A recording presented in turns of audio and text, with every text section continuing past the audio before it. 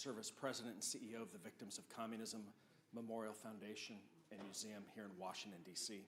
I'm delighted that you could join us for this important event today as we think about not just the past, but the ongoing legacy of Cuban terrorism around the world.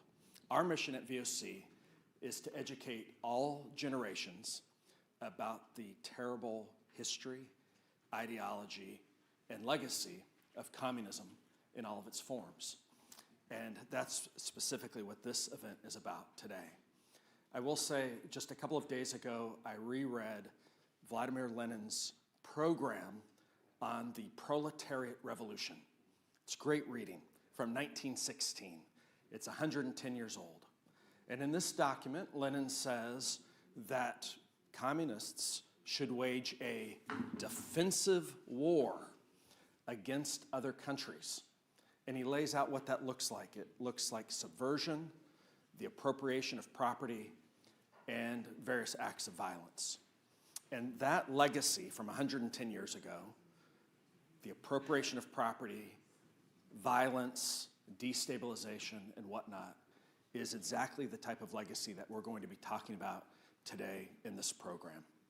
I'm delighted that we have so many partners and distinguished guests, people who've served in high public office in a number of countries, academic experts, and others who will be joining us today.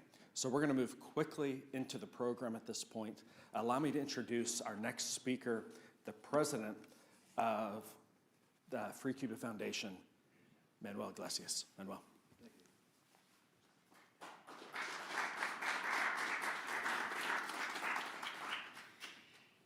It's my great pleasure to welcome you to today's panel discussion on 60 years of Cuban terror. We're honored to have with us, whether you're here or in person, joining us today virtually. My name is Manuel Iglesias, and I'm the president of the Center for Free Cuba. The center was founded in 1997 to promote a nonviolent transition to a Cuba that respects human rights and political and economic freedoms. Our panel discussion today focuses on the legacy of the Transcontinental Conference, which was held 60 years ago in Havana from January 3rd to January 15th, 1966, creating an international terror network in the Americas, Africa, Asia, and the Middle East. The role of the Castro Revolution in training and financing international terrorism has not received the attention it deserves from opinion leaders and decision makers around the world. This topic is both timely and relevant, and it is crucial that we engage in presenting the facts and listen to the voices of those victims of terrorism, which respond as a result of the Transcontinental Conference created by the Cuban dictatorship 60 years ago. Yesterday, the communist dictatorship in Cuba began a 3-day event in Havana to commemorate the Tricontinental Conference and put a positive spin on it.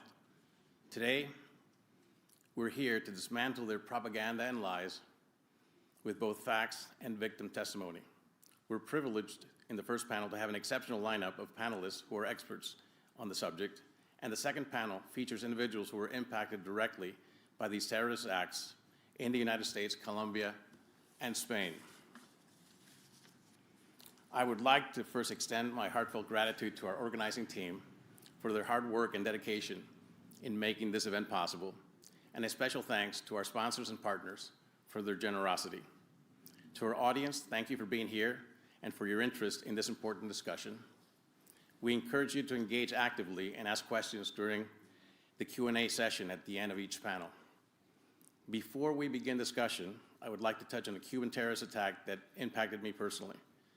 Next month, on February 24th, will mark the 30th anniversary of the Cuban MiGs shooting down 2 civilian airplanes in international airspace, piloted by Brothers to the Rescue volunteers who were engaged in search and rescue of Cuban rafters. The 4 men killed, Carlos Costa, Armando Alejandro Jr., Mario de la Peña, and Pablo Morales. I would also like to hold a moment of silence for all the victims of Cuban-inspired terrorism. Thank you. Anna? I now turn the event over to Ana Armada.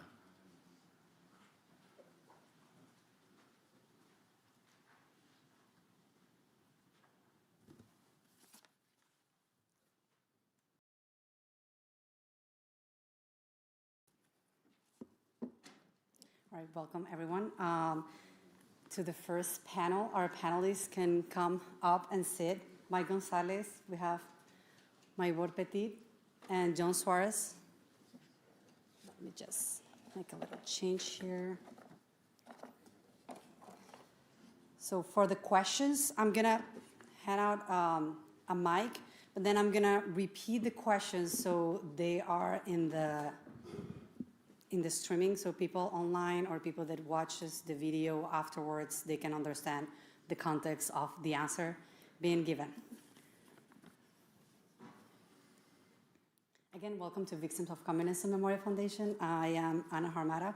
I work with the Latin America program, and I'm also grant manager for our studies department.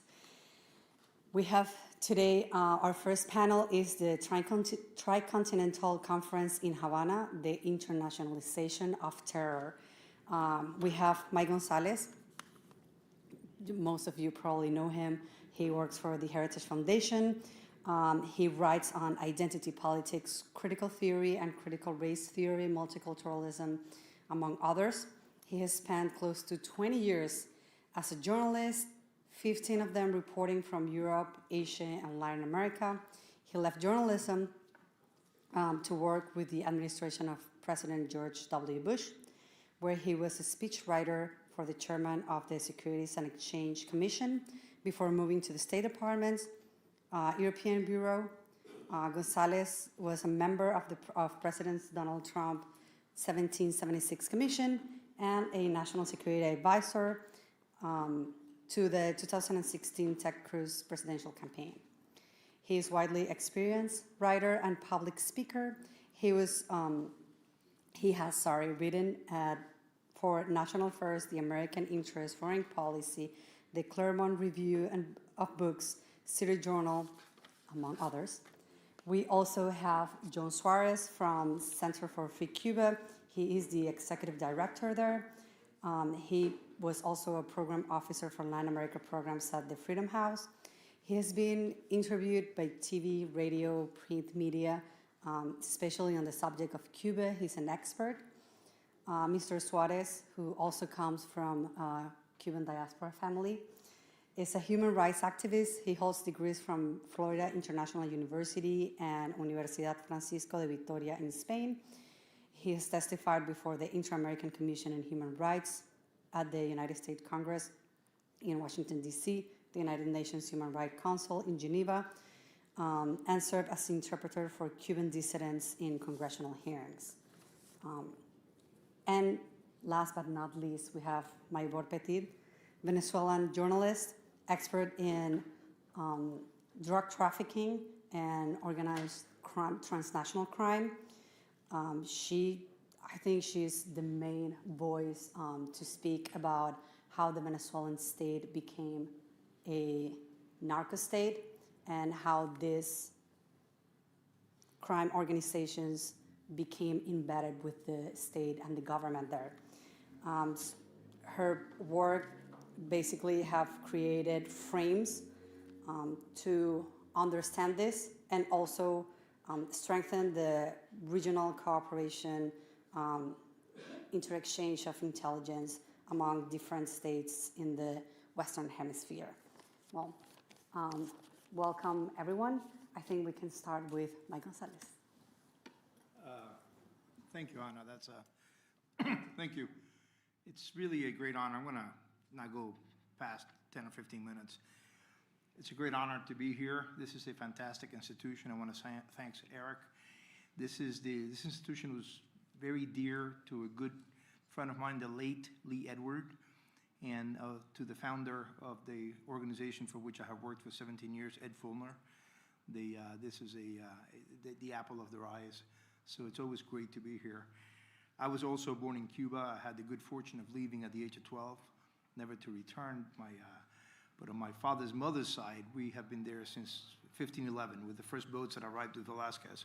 So I care a great deal about what happens to Cuba. And this is a very auspicious time to be here in the fight. This is very auspicious in the fight against world communism, obviously. This is the most hopeful time we have seen in quite some time. We know the events that happened in Venezuela, and we know they're going to have an impact on Cuba. And some people are comparing it already to the fall of the Berlin Wall in 1989 and the dissolution of the Soviet Union. We should keep, of course, our expectations in check because we have been disillusioned many times in the past. But it's hard not to hope, even if nothing happens to the Cuban regime, the end of Venezuelan oil will be very hard on the Diaz-Canel puppet dictatorship. So it's conceivable that Marxism, the ideology this museum is built against, to honor the victims of, Marxism as in the hard-edged Cuban variety that has been practiced in Cuba for 67 years and in Venezuela for the last 27 years, could be eliminated from the hemisphere.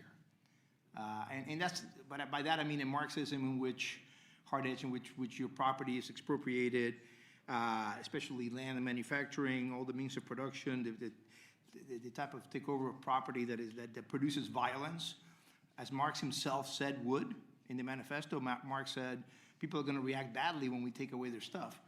And there's going to be a need for tyranny and violence. And there was. It always ends in tyranny and violence. And where elections are not held because representative democracy is seen as bourgeois democracy. It could be that will go, and what we will have left is light Marxism, as practiced by Lula and Claudia Sheinbaum, which is still odious, by the way, and we should still fight it. I talked to Mexican officials who tell me that what Claudia Sheinbaum wants to do next is regulate the use of water. So people, landowners, agriculturalists, and manufacturers cannot use water the way they need to. She can control that. And what use is the land if you cannot use the water beneath it for the things you want? So that's an expropriation really by another means. And we don't need to even talk about Mexico. We can talk about Zoran Mamdani, the new mayor of New York. He said last week that he wants to replace individualism with the warmth of collectivism. So what I tell my children is, I'm not an immigrant. I'm an escapee from collectivism. And the way Mamdani wants to do it, similar to Sheinbaum, is the way his tenant, czar, Zia Weaver, has described it, is to apply the regulatory and taxing screws to the landlords so tightly, the landlords of New York, that the landlords have to sell their property to the city, and the city becomes the large landlord of New York City. That never works out, but they seem never to learn these lessons. That is also expropriation. So we have to fight this, even if hard-edged communism is driven from the hemisphere. And I believe the best way to do this is if there's a change in Havana, as could happen, there's going to be a change in Havana at some point. If there's a change in Havana, I think we need to have, and I was talking to Eric about this before, we need to have a Nuremberg-style tribunal. Let's call it the Havana Tribunal. And I don't mean a Truth and Reconciliation Commission. No, I don't want a general amnesty. I think the people who are found guilty should be punished. The people who were found guilty, 10 people hanged after Nuremberg in 1945 and 1946. So the case for, going back to why we're here, Cuba, the case for how noxious Cuban regime has been is easy to make. Havana has been the mastermind of everything Maduro had been doing until we went there and executed a warrant. It was not they want to say we kidnapped him. We didn't kidnap him. We were there with the support of the people elected by the Venezuelan people. He was the head of a cartel. He was wanted by U.S. law, so we were there. We arrested him, and we brought him to face the music in Brooklyn, in New York. So look at the main two stories that we have today. If you turn on the TV, turn on the radio, the main two stories that we have is Venezuela and the ICE riots in Minneapolis and New York. Cuba is behind both of these events. As we know, we killed 32 Cubans. They were the people surrounding Maduro. They were his security detail. We had said all along that there were an estimated 15,000 Cubans. But in many ways, Caracas is an occupied city, occupied by Cubans, by the Cuban regime. So it's not clear how many people were killed overall. I've heard estimates. I talked to the administration about this. I hear anything between 40 and 70. So 32 is a significant number. It could be the majority of the people killed. The Cubans, by the way, the Cuban regime had denied this till the very end. Bruno Rodriguez, the roly-poly foreign minister of Cuba, used over-the-top language constantly. So, oh, how dare they? This is a slander against the revolutionary regime. I dare Trump to show evidence. Now we have the evidence, 32 bodies. And the Cubans finally had to admit it on Sunday night, January 4th, because these people had wives and children, and the news was going to get out anyway. But let's look at the riots in Minneapolis. Who is driving these riots? I'll tell you who's driving these riots. It's the People's Forum. It's Code Pink. It's the Answer Coalition. It's the Party for Socialism and Liberation. All these groups have ties to Cuba. The People's Forum itself is run by Manolo de los Santos, who is a Dominican-born New York resident who's really a Cuban agent. He trains in Cuba. One of his bios said that he worked out of Cuba for many years. And he is behind, the People's Forum has been behind a lot of the violence we've had on our streets for a long time. And the night of April 30th, 2024, they held a meeting late at night at the People's Forum, started around 8 p.m., 9 p.m. I want to recognize the Colombian senator, my great friend, Fernanda. Welcome. On April 24th, they held a rally and training session for the people who then took over Hamilton Hall at Columbia University, my alma mater, one of my alma maters. They went from the people, so they stopped the rally, they stopped the planning session at 10 p.m. on April 30th, 2024, and they said, now we want to stop early so our comrades can go back to New York. They got on the subway. The headquarters of the People's Forum is on 37th Street. They got on the subway, a subway I used to take every day when I went to Columbia, and took over Hamilton Hall by violent means. And again, they had a rally last Wednesday at the same place, 37th Street, People's Forum, with the Answer Coalition, and they planned the 1,000 events that we had this weekend.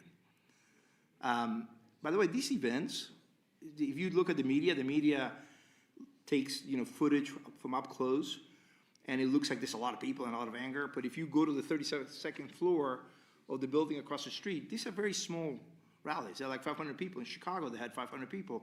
I get more people at my church on a Sunday morning than this so-called chaos in Chicago.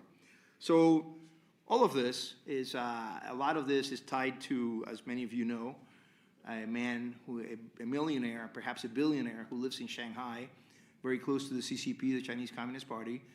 He bankrolls the People's Forum. He bankrolls the Answer Coalition. He's married to the founder of Code Pink, Jody Evans.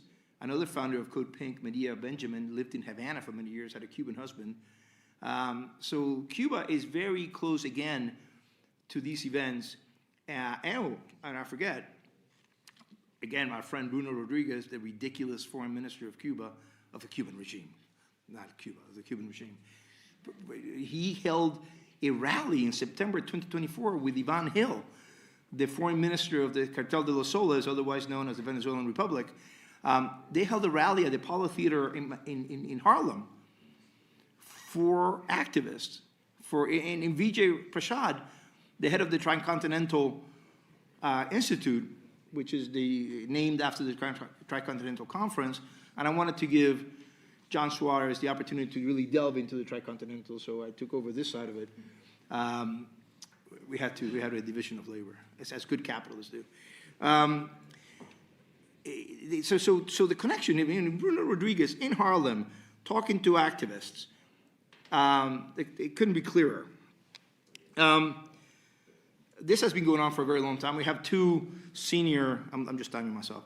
We have two senior Venezuelan defectors, two top generals, who are now in U.S. prisons. One is Hugo Pollo Carvajal, and the other one is, what's his name? I always forget, Cliver Alcalá Cardona, who are in U.S. prisons. They have written letters. Mayboard here, my colleague Mayboard was one of the, you wrote the letter on Cardona, right? They wrote letters to Trump. They're trying to get better deals. They're in prison. And they said, look, this is, we get it. We participated in a narco-terrorist conspiracy. And it was a Cuban idea. It was a Cuban idea carried out with Venezuelan money and with the help of the FARC and other Colombian guerrillas.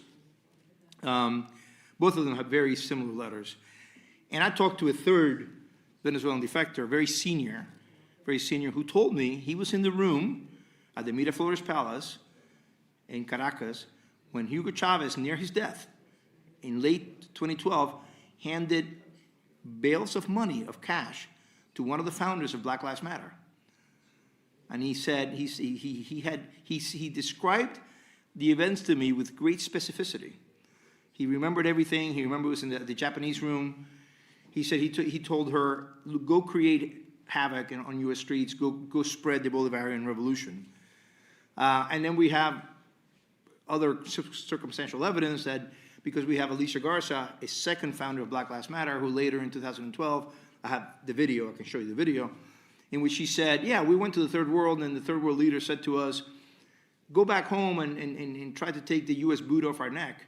And we went and created, these networks here in the U.S. And again, when Maduro goes to Harlem in 2015, he's brought there. He's there with Opal Tometi, that first founder of Black Lives Matter. She's photographed. You can Google this. Squiring Maduro around Harlem. And then she goes, that year she went to Venezuela and certified a fraudulent election. So these connections are very clear. It's a clear and present danger to us. The Cuban regime presents a clear and present danger. Something needs to happen and be done because it's not a toothless dinosaur sitting in a city that is in ruins. It was a beautiful city. They have ruined it. The Cubans are taking out photos and showing it's like, oh, look, Trump bombed Havana. Oh, no, that's the way it's been. It's bombed by collectivism. At this point, I'll pass it to Mayboard. You've been a very kind audience for listening to me. Thank you very much for coming, and thank you to the organizers and to this great museum. Thank you.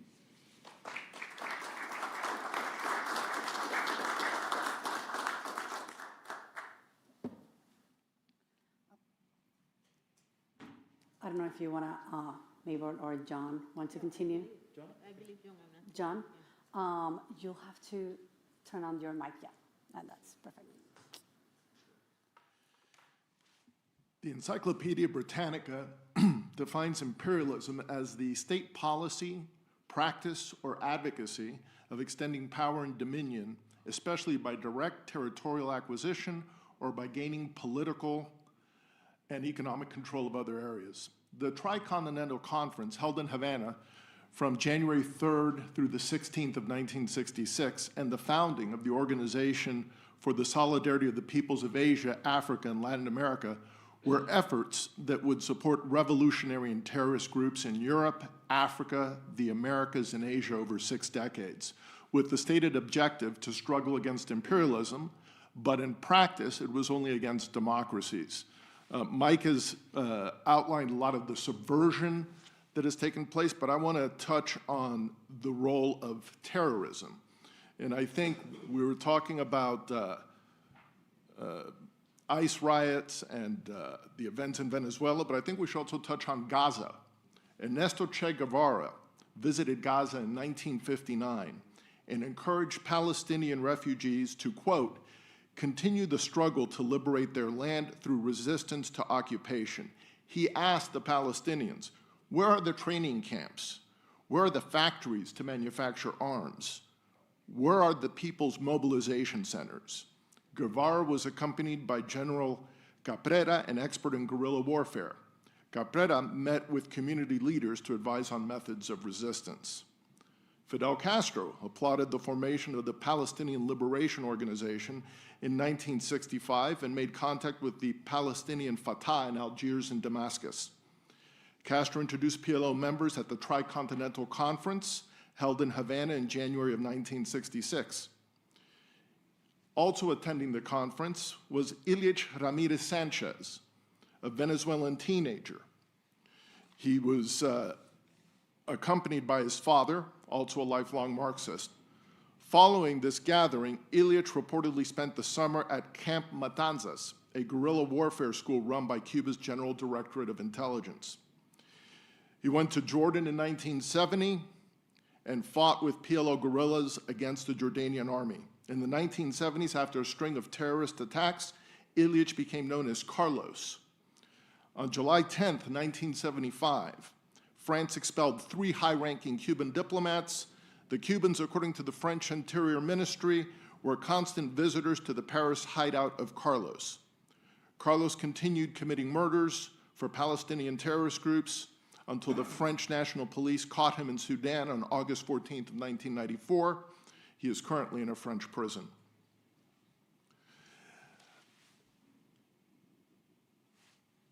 I want to expose, because this regime right now is actually holding a conference in Havana, and they still continue with this rhetoric of anti-imperialism, but it is utter hypocrisy.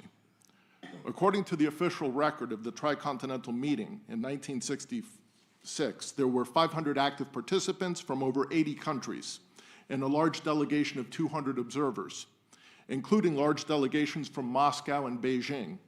In practice, this struggle against imperialism focused on the United States and other democracies around the world. It would not condemn China's occupation of Tibet, the ongoing genocide of the Uyghurs, the threats by Beijing to seize Taiwan, refusing to recognize their right to self-determination, nor China's Belt and Road Initiative, which has been described as debt trap diplomacy, causing developing countries to cede control of strategic assets in exchange for debt relief. On the contrary, Havana has repeatedly led diplomatic efforts at the United Nations over the past 6 decades to defend China's actions and prevent international scrutiny. However, when it came to Russian imperialism over the past 60 years, Havana would take it to the next level. They are aiding and abetting Moscow's colonial and neo-colonial ventures, carrying out atrocities that rise to the level of genocide. This is in fundamental contradiction of Havana's stated anti-imperialism, which was one of the principal stated objectives of the 1966 Tricontinental Conference. I'm going to provide a brief overview, and for the sake of time, it's a partial overview. Havana's track record of publicly backing Moscow's ventures begins with Czechoslovakia in 1968. This was 2 years and 8 months after the Tricontinental. Czechoslovakia, which at that time had been a Soviet satellite since 1948, had its Prague Spring, a moment when reformers in the government sought socialism with a human face, and it was ended on August 21st, 1968, with the arrival of Warsaw Pact tanks on Soviet leader Leonid Brezhnev's orders, followed by an occupation that crushed the reformist initiative. 2 days after the Soviet-led Warsaw Pact invasion of Czechoslovakia, on August 23, 1968, Fidel Castro publicly supported the invasion and occupation of the Central European country. In Afghanistan, 1980, January, Fidel Castro announced his support of the Soviet Union's December 24, 1979 invasion of Afghanistan. This placed the Cuban dictatorship in a difficult position at the time because they were the head of the non-aligned movement. They seemed to be very aligned with the Soviet Union. In Cuba, the regime actually delayed reporting in the official news on the invasion for a number of days to be able to come up with its talking points. But Cuba does much more than talk the talk, it walks the walk. Cuban foot soldiers for Moscow's imperial ventures have been an ever-present reality in Africa, in Europe, and Latin America. So let me touch first on Ethiopia. Under Emperor Menelik II, Ethiopia was the only African nation to successfully resist European colonization during the scramble for Africa in the 19th century. It resisted fascist Italy in the first half of the 20th century, only to succumb to communist imperialism in the latter half with the murder of Ethiopia's last emperor, Haile Selassie I in 1975. Worse yet, despite Havana's claims of being anti-imperialist, Cuban troops fought alongside their Russian allies in Ethiopia in the 1970s through the 1980s in a neo-colonial conflict. Moscow was seeking to secure naval access in the Red Sea and military bases in Ethiopia. Fidel and Raul Castro sent 17,000 Cuban forces to Ethiopia to assist Mengistu Haile Mariam to break opposition resolve with genocide. Hundreds of Soviet military advisors were also present on the ground. The number of Ethiopians killed by Mengistu and his Cuban allies were between 225,000 and 317,000, including at least over 1,000 children between 11 and 13 years of age. Over 1 million Ethiopians were killed in a manufactured famine, and in 2006, Mengistu Haile Mariam was convicted of genocide by an Ethiopian court. The conviction was primarily related to the quote-unquote Red Terror campaign between 1976 and 1978, in which Cuban and Soviet troops were also complicit. Presently, Ukraine.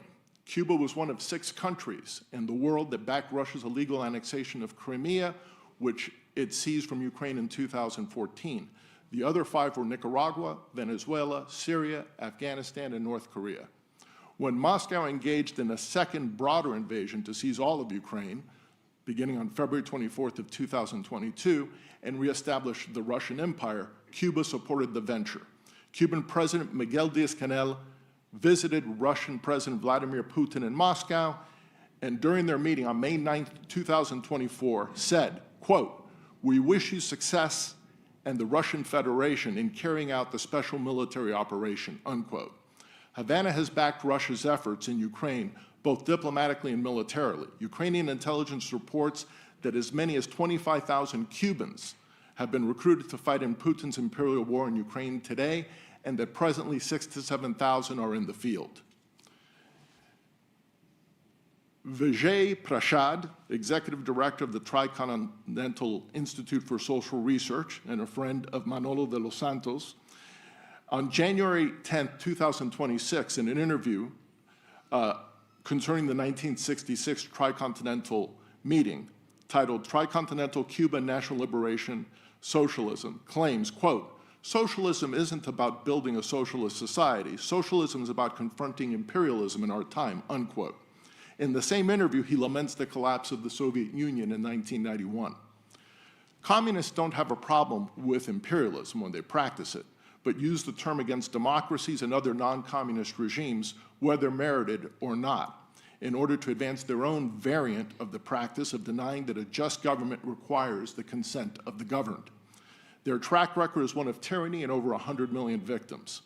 This includes not respecting the outcome of the July 28, 2024 presidential elections in Venezuela that was put down with military force by Nicolas Maduro, a tyrant who is being assisted by tens of thousands of Cuban invaders in the torture and killing of Venezuelans. Maduro had presided over the extrajudicial killings of over 19,000 Venezuelans since 2013. He's now in prison in the United States, but the thousands of Cubans remain on the ground in Venezuela, repressing Venezuelans.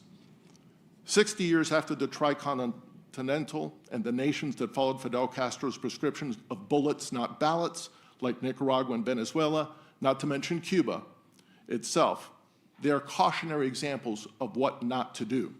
The Latin American nations that embraced and maintained their democracies, such as Chile, Costa Rica, and Uruguay, today with a large middle class and a safety net, are examples to follow.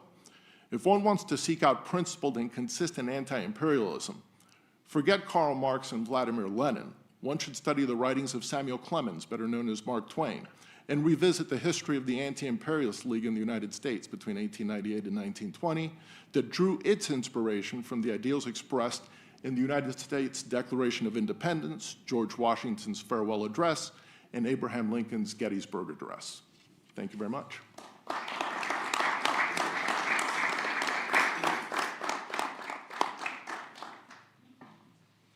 Okay, I'm going to switch for Spanish. I don't know if I can get the presentation in the screen. No, Oh boy. Okay. Pero puedes hablar español también, si Sí. quieres. No, it's okay. The problem is that it was very important for me to show the message en español. El aprendizaje que hemos tenido de la tricontinental, que fue una exportación más allá de la ideología, de un proceso de estructuras que inicialmente generaban la creación primeramente de cuerpos que estaban armados y que tenían un punto clave en el proceso de conquista de muchos espacios, de muchos países. Allí la tricontinental dejó aliados, dejó redes, dejó nodos, que posteriormente, a raíz de la caída del proceso de la Unión Soviética, vino la formación del llamado Foro de Sao Paulo y muchos otros puntos que se crearon a lo largo y ancho de Occidente y que no voy a hacer referencia porque ya John los ha explicado con suma importancia.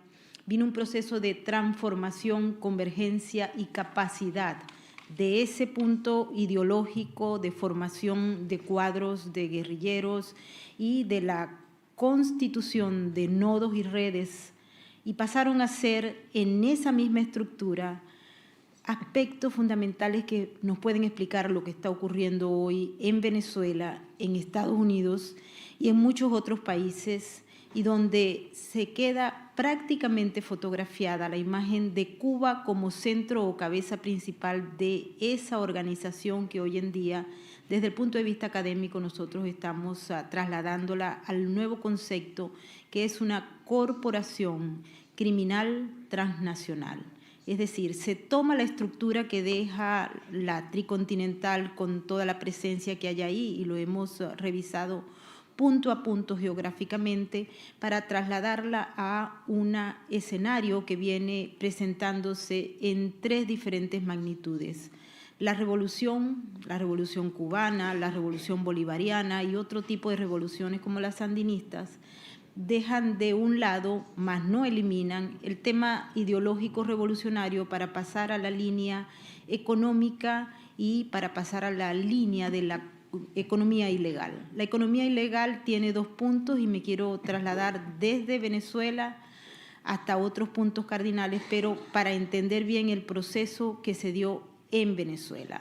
Cuba llega, Hugo Chávez está en un proceso en el que quiere tumbar las instituciones que existían para la época a través de la fuerza, no lo logra finalmente conseguir financiamiento, apoyo político, apoyo ideológico de Fidel Castro y de la Liga Árabe a través de Mohammad Gaddafi, que fue uno de los financistas del proyecto de Hugo Chávez en un principio, y entregando fondos inmediatos para el proceso de venta de ese liderazgo que transmutó y prácticamente cambió la política y la historia de Venezuela. Una vez llegado al Estado, él transforma de inmediato las instituciones, no respeta el gobierno que existía ni el Congreso, sino que pasa a una transformación de punto, si se quiere, radical revolucionario, usando todas las técnicas de la izquierda y de la revolución, como por ejemplo las asambleas constituyentes,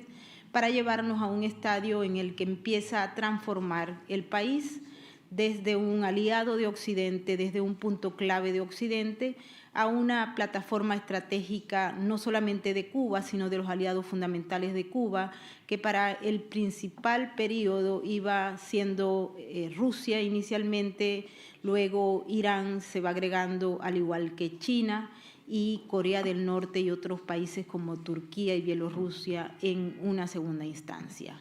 Todos trabajaban en función de un objetivo, que era justamente luchar contra Occidente e imponer una línea de mando y una plataforma extraordinaria que contaba con recursos petroleros de coltán y también pues productos que hoy en día están siendo buscados en la guerra que tenemos por las dos grandes potencias. Aquí tenemos otro factor fundamental que se utiliza y hoy en día lo podemos leer en todos los procesos que se están dando en Nueva York, que es la cocaína como un arma de guerra y adicionalmente a ello la cocaína como un efecto surplus de mercado. Es decir, tenemos dos visiones sobre este elemento que nos hace recordar aquella vieja guerra del opio.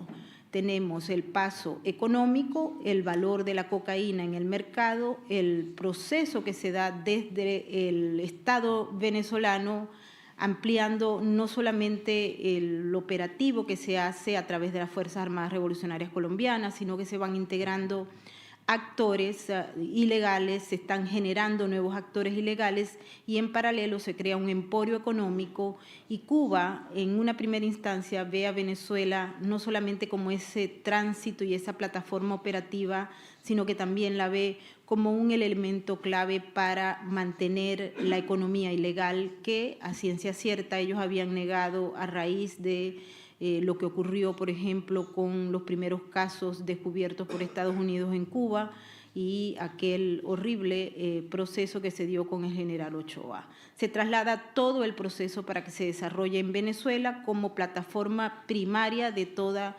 esa economía ilegal y adicionalmente a ello de la criminalidad y el manejo de todos estos grupos que posteriormente van a ser encaminados. Se utilizó la industria petrolera de Venezuela, que tenía para la época un acceso al sistema financiero internacional y particularmente a Estados Unidos. También se utilizó toda la estructura financiera y, por supuesto, los minerales, recursos y la seguridad que se prestaba desde el Estado para transitar con la droga desde Colombia a los Estados Unidos. Ayer tuve la oportunidad de estar en horas de la tarde en una sentencia de un operador del Cartel de los Soles que ha sido impactante porque va a servir como jurisprudencia para lo que viene. Mucha gente dice y niega, y desde Cuba ya lo hemos visto, que el Cartel de los Soles no existe, que el Cartel de los Soles fue una creación de los fiscales esencialmente de Estados Unidos, de los medios y de algunos políticos opositores. Pero para desgracia de Nicolás Maduro, de Cilia Flores y de todos aquellos que están insertos en este cartel, en esta organización que hoy en día, repito, se conoce y se estudia como una corporación criminal transnacional, tenemos 4 puntos específicos. Ya Mike había hablado de él, de algunos de ellos en primera instancia. Tenemos evidencia seria de que lo que pasó en Cuba y se trasladó a Venezuela y se consolidó en Venezuela está segmentado por más de 50 testimonios de personas que han participado de manera directa y se han muchos declarado culpables de delitos que tienen que ver con ser miembros del Cartel de los Soles, haber estado presentes cuando el Cartel de los Soles estaba operando directamente el narcotráfico, haber transitado con la cocaína, haber estado en discusiones donde se señalaba desde Colombia, desde Venezuela y desde muchos países de Centroamérica cómo trasladar la cocaína y quiénes eran los recibidores de los fondos que venían de la cocaína. Hablando de esto, tenemos también una serie de videos, fotografías, sentencias, etcétera. Y hice referencia a una condena realmente impactante que ocurrió en horas de la tarde ayer en Nueva York con un narcotraficante llamado Carlos Orencia Zócar, alias El Gordo.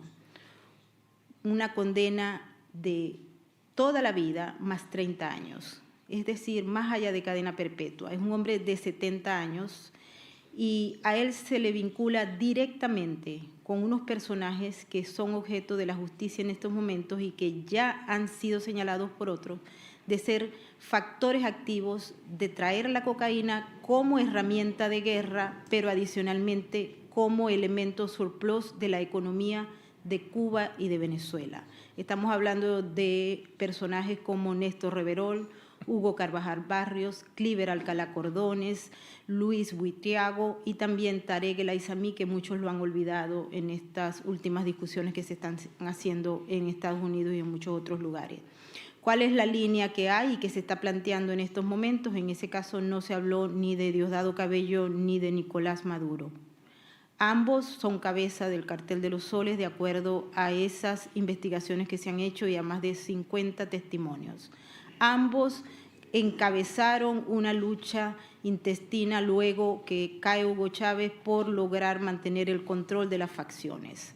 De más está decirle que fue Hugo Chávez Frías, que se fue de este mundo sin pagar todos sus crímenes, el que generó, en conjunto con el castrismo, con Fidel Castro y otros, al igual que con las Fuerzas Armadas Revolucionarias Colombianas, esta gran alianza estratégica que se desarrolló en los últimos 26 años y que apenas estamos tratando de entender la magnitud de la misma, porque también incluyó como objeto no solamente la cocaína como un instrumento de guerra para los Estados Unidos y Occidente, sino que también incluyó toda la línea de infiltración. Hoy en día los fiscales federales tienen muchísimos problemas y complicaciones a la hora de distinguir qué elemento viene de la cocaína como instrumento de guerra, qué parte de la economía de los Estados Unidos está insertada en esta organización criminal como economía ilegal y cómo hacer para diferenciar la economía legal de la economía ilegal,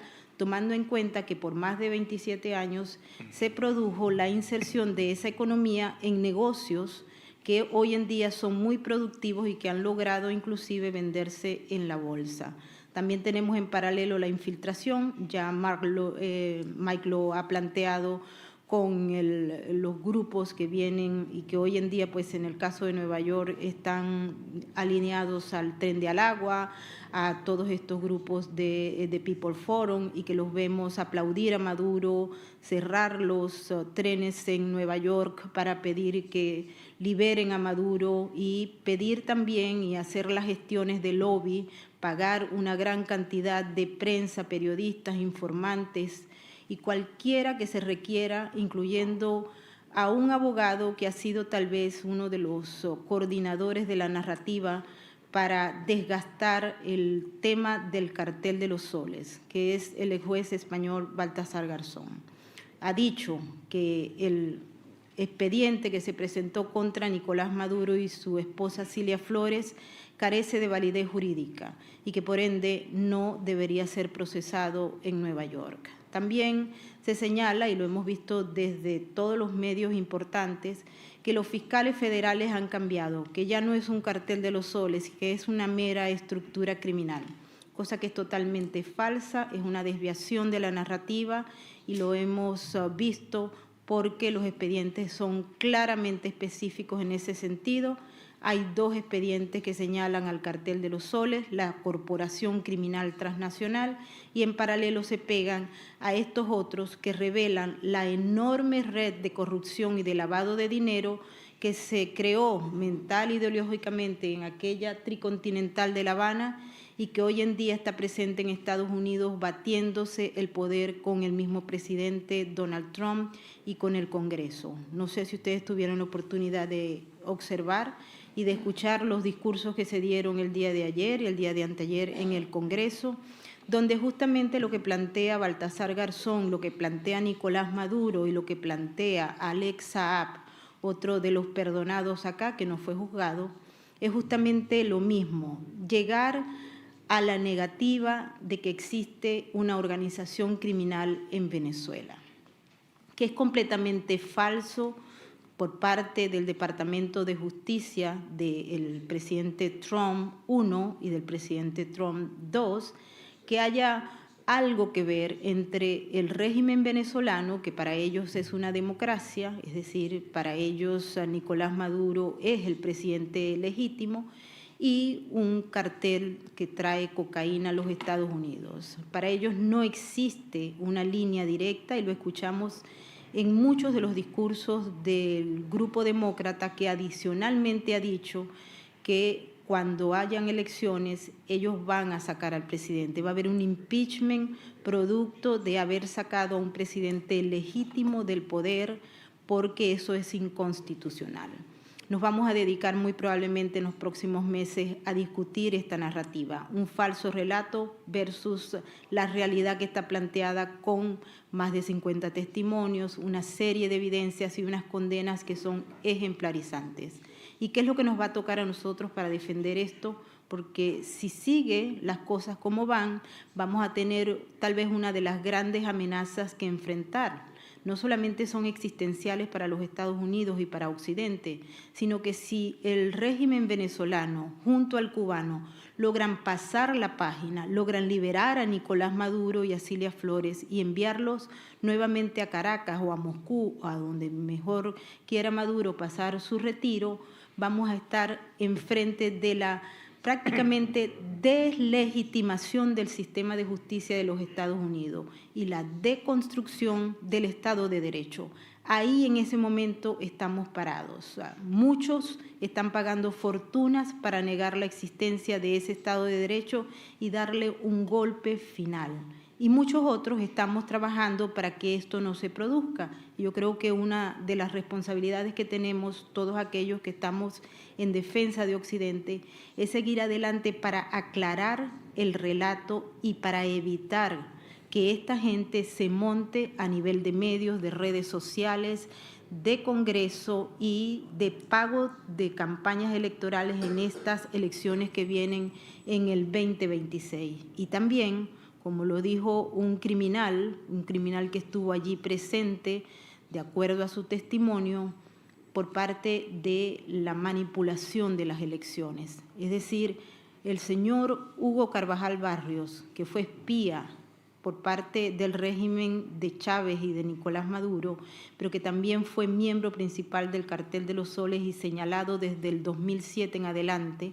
Su expediente reposa en Nueva York desde el 2011, razón por la cual es difícil decir que el Cartel de los Soles no existía para la época y que era el señor Donald Trump el que lo creó. Allí estamos señalando que si no hay una vigilancia del proceso electoral del 2026 y ante la necesidad que se requiere de ganar tiempo en los tribunales apelando con recursos para que Nicolás Maduro no sea juzgado en los Estados Unidos y que se aplique o inmunidad o no jurisdicción o simple y llanamente que es un prisionero de guerra, nosotros vamos a tener problemas. ¿Por qué? Porque una de las acusaciones, y repito, la hizo Hugo Carvajal, es que el sistema electoral electrónico que opera en muchos estados de los Estados Unidos también tiene que ver con Cuba y con Venezuela, también tiene que ver con esta enorme corporación criminal y sus principales actores en este momento están encabezando la directiva o el interinato del régimen en Venezuela. Léase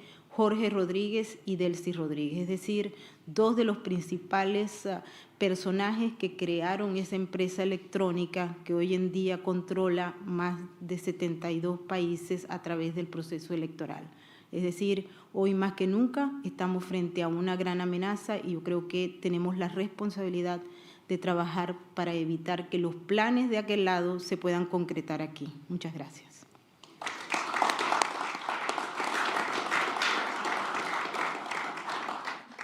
So if there's any questions, you can make them and then I'll repeat them in the microphone for the live stream to catch the question. Questions can be in English and or Spanish. For those who don't speak both languages, there's interpreters and you can have a little thing in your ear. To get it, just raise your hand and our friends here are going to help you. I think either for Spanish to English or English to Spanish, they're doing both.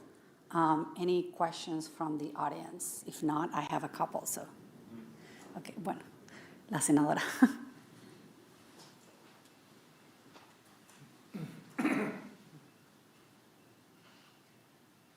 Quiero preguntar por qué hubo un relajamiento de las exigencias del gobierno de los Estados Unidos hace ya un tiempo sobre la erradicación de la coca en Colombia. Y esto obviamente se incrementa con Petro, pero venía también del gobierno de atrás, se dejó de fumigar. Nuevamente nos crearon una falsa narrativa, pero esa falsa narrativa la apoyó personajes como Juan Manuel Santos y ministros de Juan Manuel Santos, que se supone que no son comunistas, cuando dijeron que el glifosato daba cáncer. Y con eso tuvieron los mecanismos para frenar la fumigación y pasarse a una erradicación manual física que asesina soldados, policías y erradicadores y nadie dice nada. Quiero preguntar qué pasó aquí para que no se presionara lo suficiente para volver a lo normal, que era fumigar la coca, y tenemos 300.000 hectáreas de coca que van a permitirle la suficiente financiación para robarse las elecciones. Gracias. So I'm going to repeat the question for the streaming. The question is, what changed in the U.S.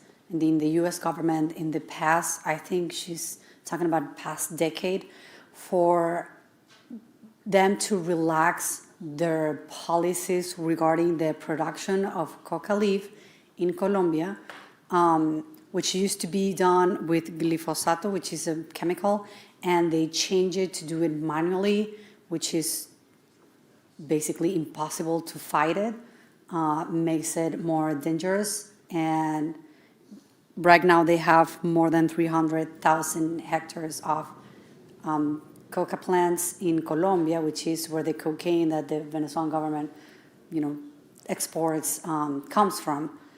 What changed in the U.S. policies, because this was not, at least from the Colombian side, this was not moved or pushed just by the communists or the left, but also by more centered, so-called center governments like the government of Juan Manuel Santos. Ya habíamos hablado que la cocaína tiene dos funciones, económica y como herramienta de guerra. Ambas sirvieron para producir y para generar una red de complicidad, una red que paga y compra conciencias en la misma medida en que las requiere. Una parte importante de lo que ha pasado, no solamente con la lucha contra el narcotráfico en Colombia, sino también en el proceso que se dio aquí en los Estados Unidos para mirar para otro lado cuando se requería, primero, tomar decisiones drásticas porque no estaban cumpliéndose con los objetivos que tenía la política de la lucha contra las drogas de Estados Unidos hacia los países productores. Se tenía que focalizar, se dieron fondos, pero una parte de los fondos fueron destinados a las redes clientelares.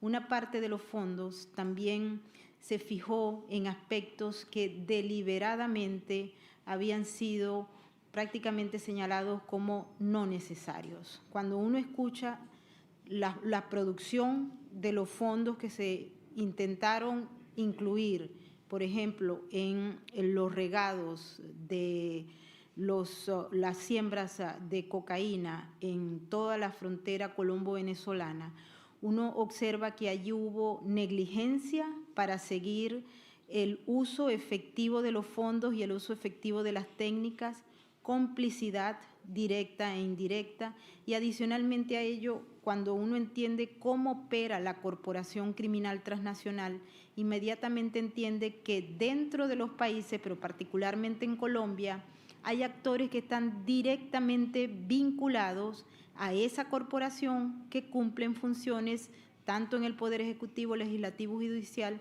y que son capaces de traspasar esa línea.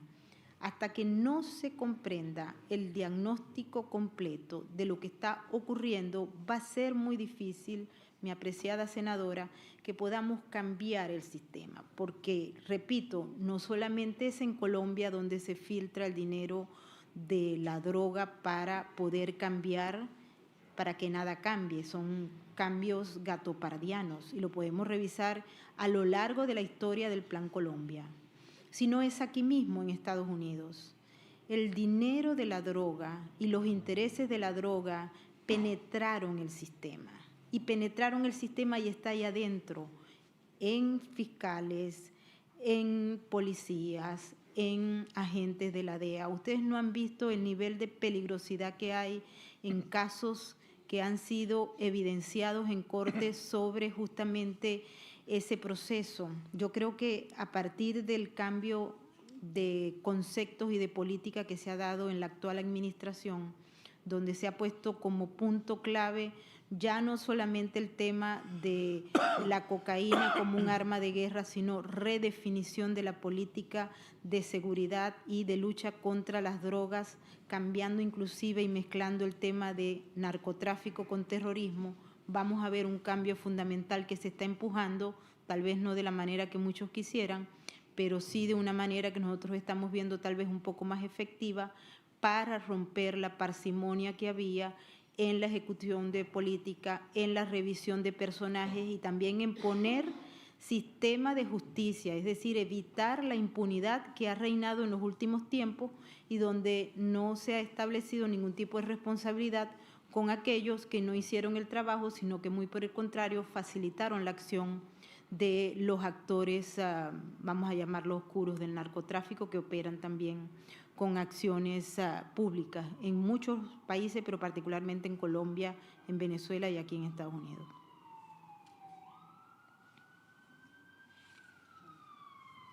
I'd like to add something. I think it's important also to go back to the roots of the problem.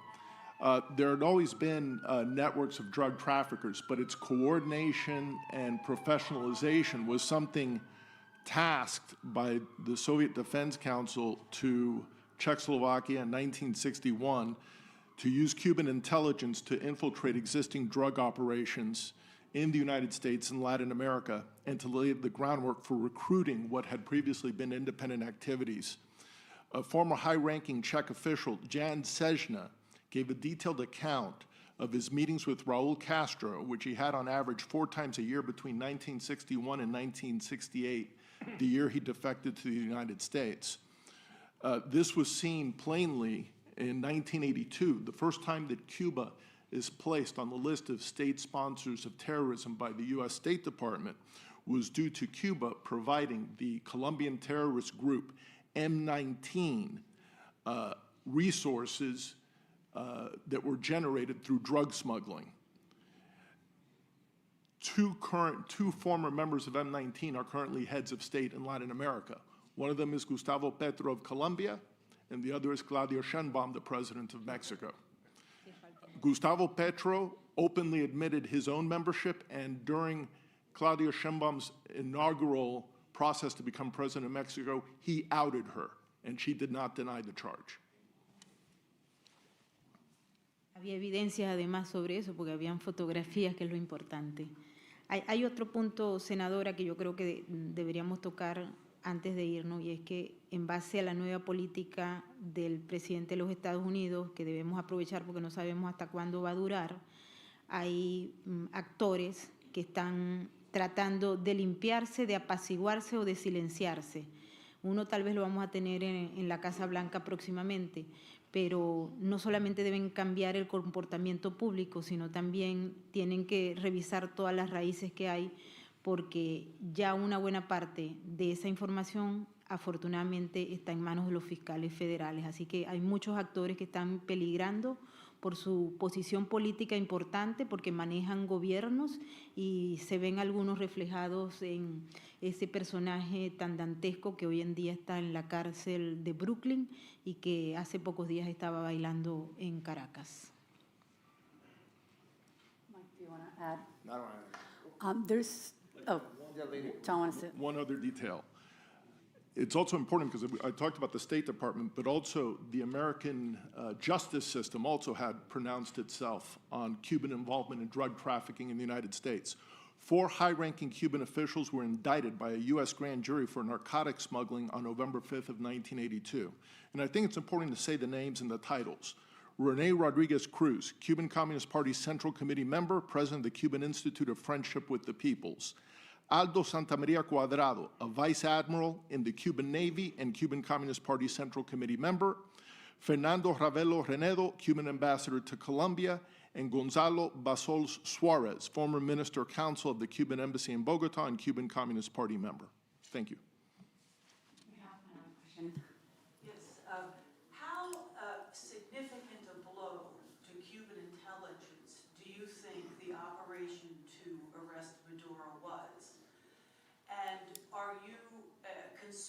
about Cuban intelligence ongoing operations in Venezuela with regard to the chances of having free and fair elections in the future. Let me just repeat the questions for everyone online. So the question is, how significant was the Cuban intelligence for the apprehension of Maduro, and also if they are worried about the current activities of the Cuban intelligence in Venezuela. And then for those who do not have the context, the Cuban intelligence basically runs the intelligence in Venezuela. When they took Maduro out, 32 military members of the Cuban army were killed, plus if you meet anyone that have been in jail in Venezuela and tortured, which we have sadly met a lot of them, most of them say that at some point a Cuban agent tortured them either physically or psychologically. Yeah, one of the reasons why you have this significant Cuban presence in Caracas is that Maduro did not trust the Venezuelans. The Cubans were it was Jorge Castañeda, the former foreign minister of Mexico, calls it coup-proofing Maduro, making sure that there couldn't be a coup, because the Cubans surrounding him were really truly committed to Havana. Not to Caracas, not to Maduro, to Havana. And also, Castañeda suggests that in 24 and earlier, when Maduro actually might have left, that he wanted to leave, it was the Cubans who said to him, no, you're not going anywhere. Go back to the palace and act presidential. You're the president of this country. Because he was their guy. He was, in 2012, the Cubans were pushing for Maduro. I think they wanted Cabello, right, in 2012. So, yeah, this has to be a blow to Cuban intelligence that they didn't get a whiff of this ahead of time. And I don't know what happened. I don't know if there's a lot of, we don't talk about rumors, but we do talk about persistent but unconfirmed reports. And there are many persistent but unconfirmed reports that Delcy may have had a hand in this. Who knows? I don't have any inside knowledge of that. But if the Cubans had known, the Cubans would have stopped it. This is existential to the Cubans. They need the oil that they can then resell or use. Cuba is a basket case because communism just doesn't work. And they needed Venezuela, which has 300 billion with a B, more than 300 billion oil reserves, the largest in the world, produces less than 1 million barrels a day, less than 1 million barrels a day. We, with 1/6 of the reserves, produce 14 times on a daily basis. So it's not really that much anyway to begin with, but it's existential to the Cubans. Is there only now a Scheinbaum may pick up some of that, may send more oil to Cuba, but no, to me, this is a blow. My friend Michael Waller from Secure Freedom has called for, once there is a change in Cuba, to make sure that we seize the archives of Cuban intelligence. This is a treasure trove of information that we're going to get about us, about ourselves, about who were the people who were involved in undermining America and undermining our own foundations, that were in cahoots with the Cuban government. And I want to add, just because I told them I would, that the idea of holding a Nuremberg-style tribunal was suggested to me in conversations with my friend, the great Spanish thinker Mario Noya. So I told him I was going to cite him, so I just wanted to give him the credit. You want to add anything to? Yeah, es importante entender que el caso que se produjo con la extracción de Nicolás Maduro ha sido tal vez el golpe más fuerte desde el punto de vista psicológico que ha tenido el régimen y que ha tenido el sistema cubano. En Venezuela hay miles de funcionarios cubanos, espías, han habido propiciadores de políticas públicas, tenemos hasta una ministro en el régimen que es cubana. Es decir, tenemos una infraestructura creada del sistema de espionaje, del sistema de inteligencia y del sistema de propaganda, laboratorio, de creaciones, de falsas narrativas que hoy en día está más ampliada que nunca. Volvemos al Pollo Carvajal, que es una referencia no porque sea un hombre creíble, es un criminal de alto calibre, que esperamos que sea sentenciado también a la misma condena de Orencia Zócar, pero él ha planteado justamente una especie de trillialidad entre La Habana, Caracas y Washington. Es decir, él ha señalado en testimonio y en la carta que le escribió al presidente de los Estados Unidos para que a su vez empujara de tal manera que fuera aceptado como testigo protegido de la Fiscalía, algo que no podemos dejar de lado. Él dijo, tenemos dinero de la droga, de la cocaína y dinero del petróleo para generar y reforzar una red de espionaje que está inserta en los Estados Unidos, repotenciada con la que ya existía de Cuba, a partir de 1999 en adelante. Y esa red se pagaba con los dineros que fluctuaban de la droga y del petróleo e incluso tenía una escala en España. Cuando se produce el golpe que le sacan a Maduro del poder, empieza un proceso porque el presidente de los Estados Unidos dijo que era Delcy Rodríguez y prácticamente con la declaración la manda a los leones. ¿Por qué? Porque en Venezuela está Diosdado Cabello y el grupo que le acompaña, Granco, etcétera, y tiene el otro bando. Son facciones que estaban organizadas y que en el fondo Maduro controlaba de alguna manera con el apoyo cubano. Vale la pena recordar que Maduro es un agente cubano y por eso ustedes lo ven con la dureza de las declaraciones y con el mantenimiento del control absoluto de sus emociones, como lo vimos realmente muy controlado en la Corte del Distrito Sur de Nueva York. Está intacto el aparato, mataron a 32 los Delta era esos primeros círculos. Pero hay otra cosa, que es que eso no fue Maduro únicamente, Mike. El señor Hugo Chávez también contó con el apoyo de agentes cubanos en su segundo círculo. Y también los tiene Diosdado Cabello, los tienen todos los principales líderes, incluyendo al mismo Vladimir Padrino López, que está acusado aquí, pero él es el ministro de la Defensa y tiene un control estricto en esos 4 o 5 componentes hoy en día. Pero allí, dentro de esos 5 componentes, hay gente que trabaja directamente con el Servicio de Inteligencia cubano y adicionalmente a ello recibe ayuda de los servicios de inteligencia rusos, chinos e iraníes. Y tenemos el último punto para terminar este aspecto, al menos mi presentación, es que cómo sacarlos, cómo hacer unas elecciones como preguntabas, si eso está inserto allí en el proceso. Y creo que el diagnóstico que se hizo por parte de la administración Trump ha sido absolutamente inteligente, aunque no sabemos si esto va a funcionar, porque el régimen es un sistema que es capaz de adaptarse hacia las amenazas que se le van presentando, y si esta amenaza es existencial como la que estamos observando tanto para Cuba como para Venezuela, ellos están poniendo en el escenario todo lo que tienen para volver a reacomodarse, son resilientes, son adaptativos y en ese sentido están utilizando, repito, todas las fuerzas, todo el dinero, todo el poder que han sembrado en las últimas 66 décadas, 67 décadas. Y no hay elecciones. En Venezuela no puede haber elecciones hasta que no haya un saneamiento del proceso. Es falso que hayan habido elecciones.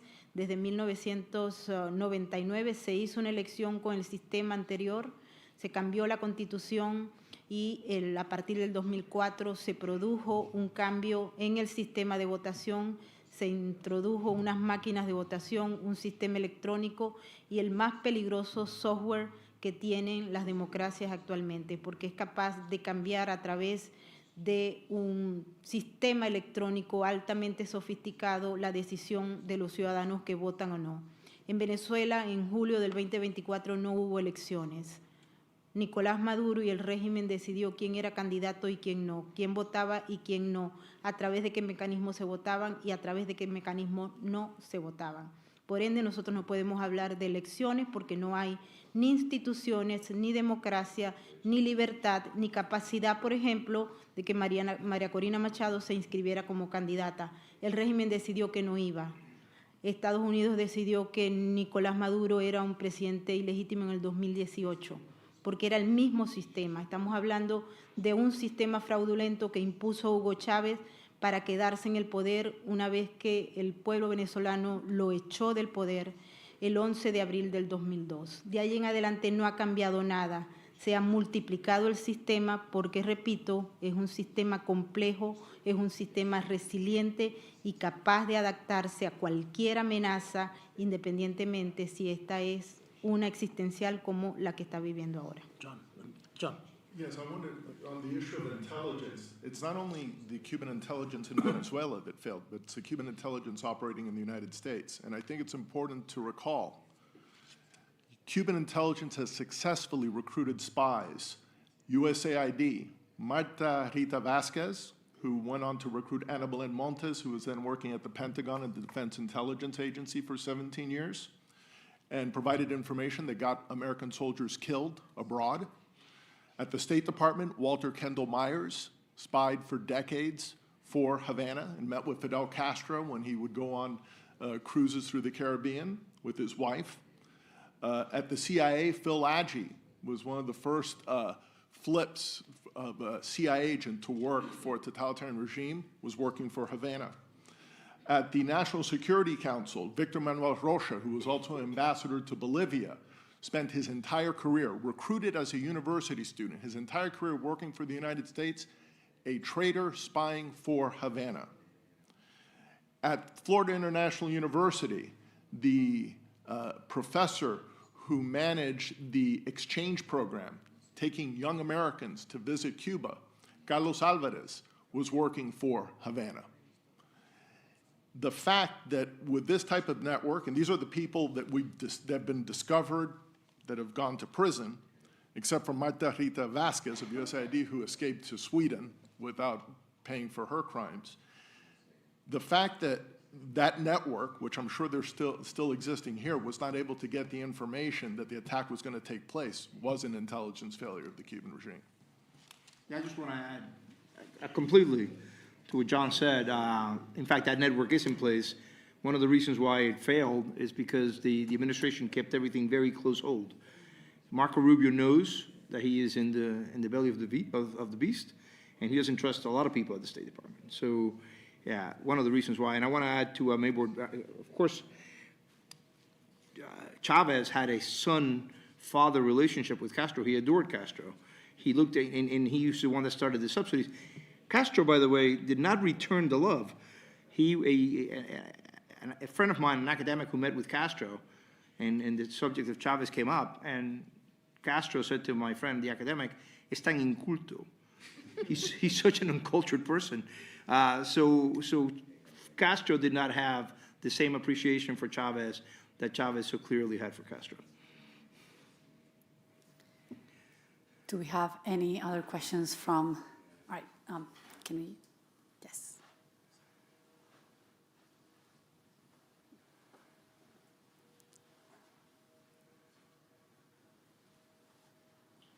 My name is Samar Chatterjee, Safe Foundation. Question on now Cuban intelligence failure or their inability to protect Maduro may be just the symptoms of the problem, but I would think the Russians would, if the Russians are the main backer of Cuba or the Chinese or both together, they should be finding out what they need to do in order to have United States not kidnap Delcy or anyone else they would want to kidnap. But is and also the second part of the question, is the kidnapping working? Is Venezuela succumbing, or is Cuba succumbing? You can repeat the question. You can repeat the question so it gets on the other mic. And our friend was asking essentially if why the Russians and the Chinese were not providing information to prevent the taking of Nicolas Maduro. And is the taking of Nicolas Maduro working in terms of regime change? I think that's essentially your question, sir.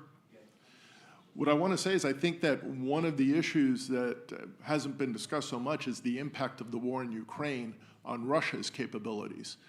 And the fact that Russia now is seeking assistance with Cuban troops, North Korean troops, also assistance from the Chinese to be able to maintain the war in Ukraine, those are resources that are being taken away from their operations in the United States, Latin America. We saw the collapse of the regime in Syria, Mr. Assad, who is another Russian client. And we also see in Iran the instability there, where Russia in the past has also played a role in propping up the mullahs.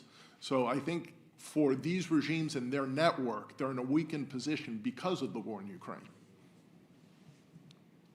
Anyone wants to ask anything else? There's, Brandon, two questions in the back. My name is Diamond Liu. I'd like to add, in answering your question about China, why is China issuing assurance to Venezuela but no concrete action? There are two reasons for that. One is China's military technology look very good on their sales video, but in reality, they did not match up in performance. In Venezuela, is a very good example that all the military technology were disabled before the extraction.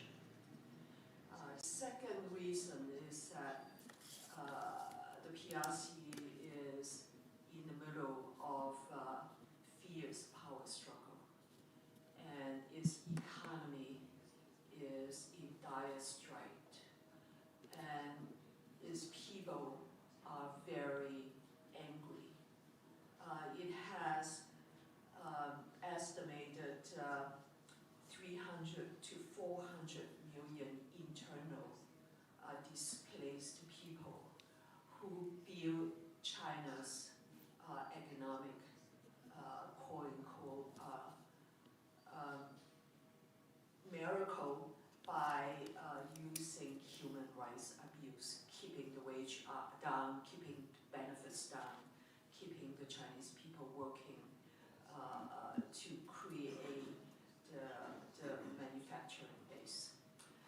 Now, there is a tradition called the Mandate of Heaven, which the Confucian tradition said a Mandate of Heaven can be withdrawn.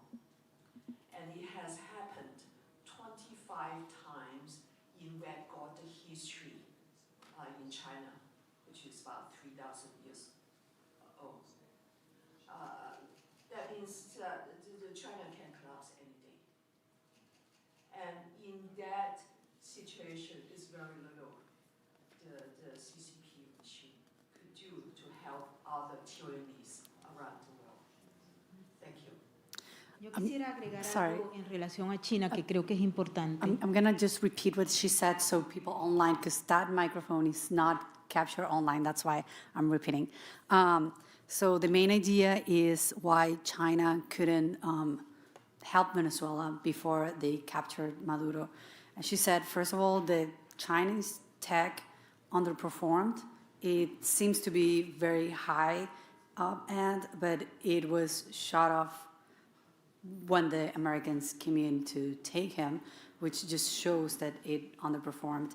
And then she also explains that the PRC is not doing well economically. Around 300 million people have been internally displaced due to economical failure of their own model. So they don't have the capacity, or they seem not to have the capacity to keep supporting or support the Venezuelan regime as the Venezuelan regime needs to. So in general, what it has been said, the Cuban intelligence failed. Russia cannot help any longer because of the war, as John Suarez said. And then China is also in big trouble. Some people think that it could collapse any day. We'll see. Un día antes de la acción de extracción por parte de las fuerzas Delta de los Estados Unidos, de Nicolás Maduro y su esposa Cilia Flores, había estado en Caracas, reunido, y de hecho ese día pernoctó en Caracas, el enviado del Partido Comunista Chino de Xi Jinping para América Latina. Estuvo allí, sostuvo una reunión de 3 horas con Nicolás Maduro y terminó con una cena que posteriormente pues hubo gran información. En el lado, quiero hacer referencia un poco al 2025, se recibieron más de 400 funcionarios del Partido Comunista Chino. Ellos estaban ayudando a Maduro a hacer un proceso que en el argot venezolano y del chavismo se conoce como la comunización territorial del Estado. Es decir, era los miembros del Partido Comunista Chino que estaban instruyendo y dando clases para ayudar a ejecutar un proyecto que ha ido prácticamente convirtiendo en pequeños núcleos territoriales a el Partido Socialista Unido de Venezuela, de tal manera de que pudiesen estar en capacidad de abortar cualquier acción externa que se iban a poner ante la posición del gobierno de los Estados Unidos con la llegada de Donald Trump y la decisión que de antemano ellos parecían conocer, porque hay documentos del 2017 que planteaban ese proyecto, pero creo que ellos se medio durmieron al ver que habían logrado varios de los objetivos, entre ellos que Trump no siguiera en el poder, es decir, hubo como un apaciguamiento. Luego llegan estos grupos y a partir del mes de agosto del 2025 empiezan a trabajar en estos posicionamientos y fueron muchos los miembros del Partido Comunista que iban llegando y además chavistas que iban a formarse en China. Se duplicaron las asistencias de la juventud chavista para ir a tomar estos aspectos. Y el 26 de diciembre del 2025 hubo también una revisión en las Fuerzas Armadas y en las SODIs, justamente en el tema tecnológico satelital. Es decir, había una revisión porque los Estados Unidos, a través de un sistema de vigilancia supersónico altamente sofisticado, había detectado la base o el cerebro electrónico del chavismo, donde está incluido Cuba, China y Rusia, no Irán de lo que nosotros tenemos certificado.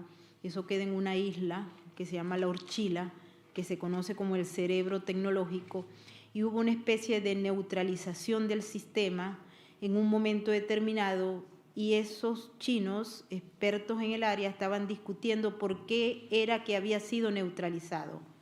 Luego aparece ese radar que también fue neutralizado y que no entró dentro del sistema para poder avisar a Maduro y al alto funcionario del Partido Comunista Chino que estaba en Caracas en ese momento, que había una acción militar en puertas y que Maduro iba a estar allí hasta ese día, es decir, 2 horas antes de que se habían hecho esas advertencias y que se había cortado, porque hubo lo que los expertos están llamando una ruptura de lo que son las guerras tecnológicas y cortaron el sistema, es decir, el aparato de China no funcionó, los radares no funcionaron, el satélite no funcionó, apagaron el sistema eléctrico nacional en unas áreas específicas y esto se hizo de acuerdo a la información que ya había sido recabada por los aviones de inteligencia que habían sobrevolado unas semanas antes el territorio venezolano,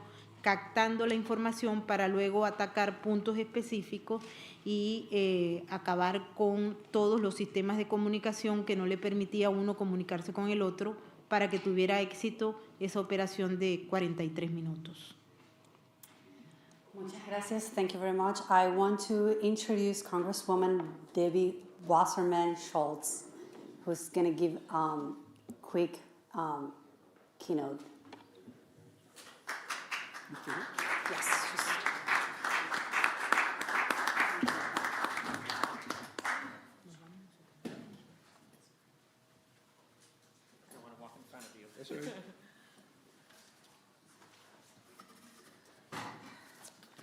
Good morning. Thank you so much for your invitation, and thank you for coming together for this important gathering. I am really thrilled to be able to be affiliated with and committed to the goals of the Victims of Communism Museum and Center and the Center for a Free Cuba. Thank you so much for our continuing work together. For those of you that I have not met, I'm Congresswoman Debbie Wasserman Schultz. I represent a congressional district, Florida's 25th in South Florida. It's really nearly all of South Broward County, a little bit north of the center of the county, and have also represented Miami-Dade County prior to 2022 for many years, and who knows, might again, depending on how things go. But I am proud to be a co-chair of the Victims of Communism Caucus, which is the most relevant role that I have here today. I've had the distinct honor of working alongside Dr. Patterson, Manuel, and John, and many others in this room to educate Americans about the horrors of communism. I know it might be jarring to hear that come out of the mouth of a Democrat, but there are more of us than you know, and it's also incredibly important that we make sure that ideology, our political ideology, is not confused with how we make decisions about opposing oppression, and that is often, nearly all the time, what communism is about. It's also important to me to be a voice for those who need no education on the topic, because many of you have experienced the horrors of communism firsthand. That includes my Cuban constituents who have trusted me with their stories of hardship and oppression and seeking the American dream. Now, we're fortunate to have many experts in this room who are talking us through the history of the Tricontinental Conference in Havana and how it legitimized the use of violence and terror to suppress freedom, so I'm going to be brief. I really just want to comment briefly on where we are right now, how this critical point 60 years ago echoes to this day, and the lessons that should guide us going forward. The Cuban communist regime still aims terror at its citizens and radiates chaos abroad. They not only jail political prisoners and violently suppress dissent, but they send troops to fight Russia's unjust war in Ukraine. They don't just harbor fugitives of American justice, they order and conduct killings on U.S. soil. The regime's robbery and oppression don't end with its own people. They send sentinels abroad, to help brutal dictators crush the popular will. The legacy of the Havana Conference lives on in the ties that bind pariah states, violent extremists, and criminal organizations. These global networks of theft and terror are more complex and less ideological than ever. Actors as distinct as Cuba, Iran, and Russia are connected in their dedication to rule of gun rather than rule of war. And the threats these networks pose to our safety, our allies, our way of life, and the rules-based international order is only growing. So we must learn this hard lesson and put it into action. We cannot shrug our shoulders and find accommodations with repressive regimes in exchange for a cut of the wealth they've stolen. We cannot kick aside democratic leaders like Maria Corina Machado and Edmundo Gonzalez in favor of despotic criminals like Delcy Rodriguez. We cannot slap Band-Aids on malignant regimes who live to make others live in fear and declare mission accomplished or peace in our time. And we must not delude ourselves into thinking that the short-term profits of appeasements will outweigh the long-term cost to our security and our national conscience. When America treats every action like a transaction, when we fail to prioritize and pursue our values abroad, we don't just lose credibility, we risk losing what sets our nation apart. That road ends with revisiting the darkest moments of the 20th century and the worst mistakes of our own history. If we lose sight of our guiding principles, we will wake up one day and realize that we've imported the same repressive tactics that we once condemned. This conversation is so critical, and I'm eager to hear your conclusions after your conference concludes, and I want to thank you once again for having me here today. Thank you so much.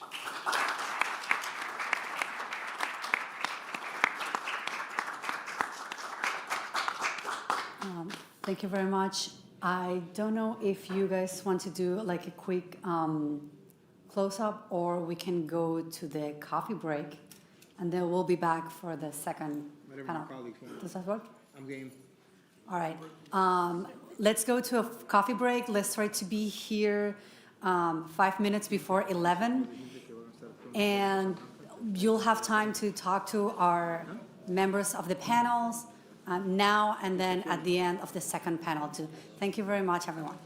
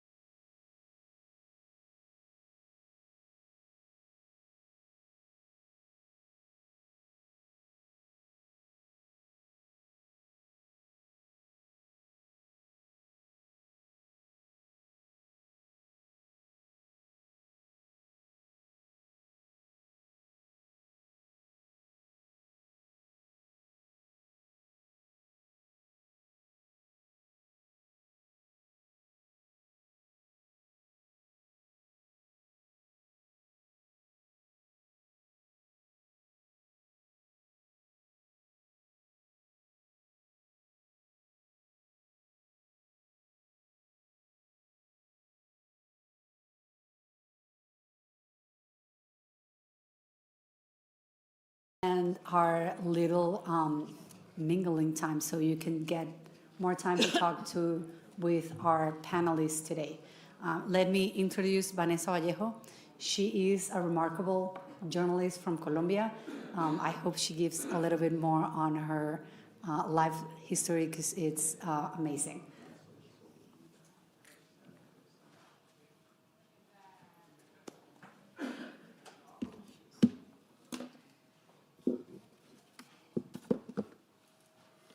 So, good morning, everyone. So, good morning, everyone. It's a pleasure to be here with you all. And welcome to this roundtable, Cuba and its impact on international terrorism. Of course, I would like to thank the organizers for making this event possible, thank the speakers and all of you for your time. And we'll be doing some Spanglish here, depending on the speaker, to make the conversation more dynamic. So I'm going to introduce our speakers.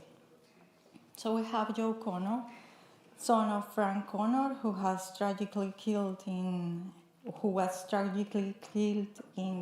Frances Tavern bombing in New York. He has dedicated himself to raising awareness about the victims of terrorism and advocating for justice and remembrance. We have Maite Araluce, president of the Spanish Victims of Terrorism Association, daughter of Juan Maria Araluce, murdered by ETA.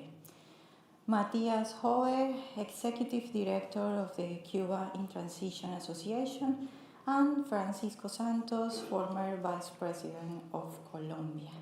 So I would like to start with you, Joe. For those who don't know your story, could you share a little bit about it? And also, I would like to maybe understand better how the murder of your father has shaped the way you see Cuba's role in international terrorism. Yeah, thank you so much. I will get into the details of our family, but I want to thank everyone for having me here today. It's pretty humbling being with you people. It's what a cast, and to think about the event, about the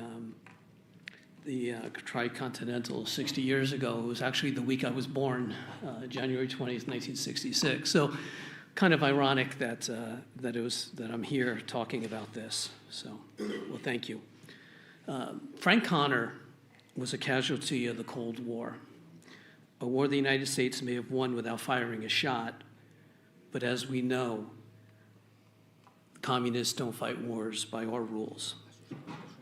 Cuban, and by extension, Soviet proxy groups like the Weather Underground, May 19th Communist Organization, Black Liberation Army, and the Puerto Rican Marxist separatist group, FALN, Armed Forces for National Liberation, conducted a reign of terror against the people of the United States in the 1960s, 70s, and into the 80s.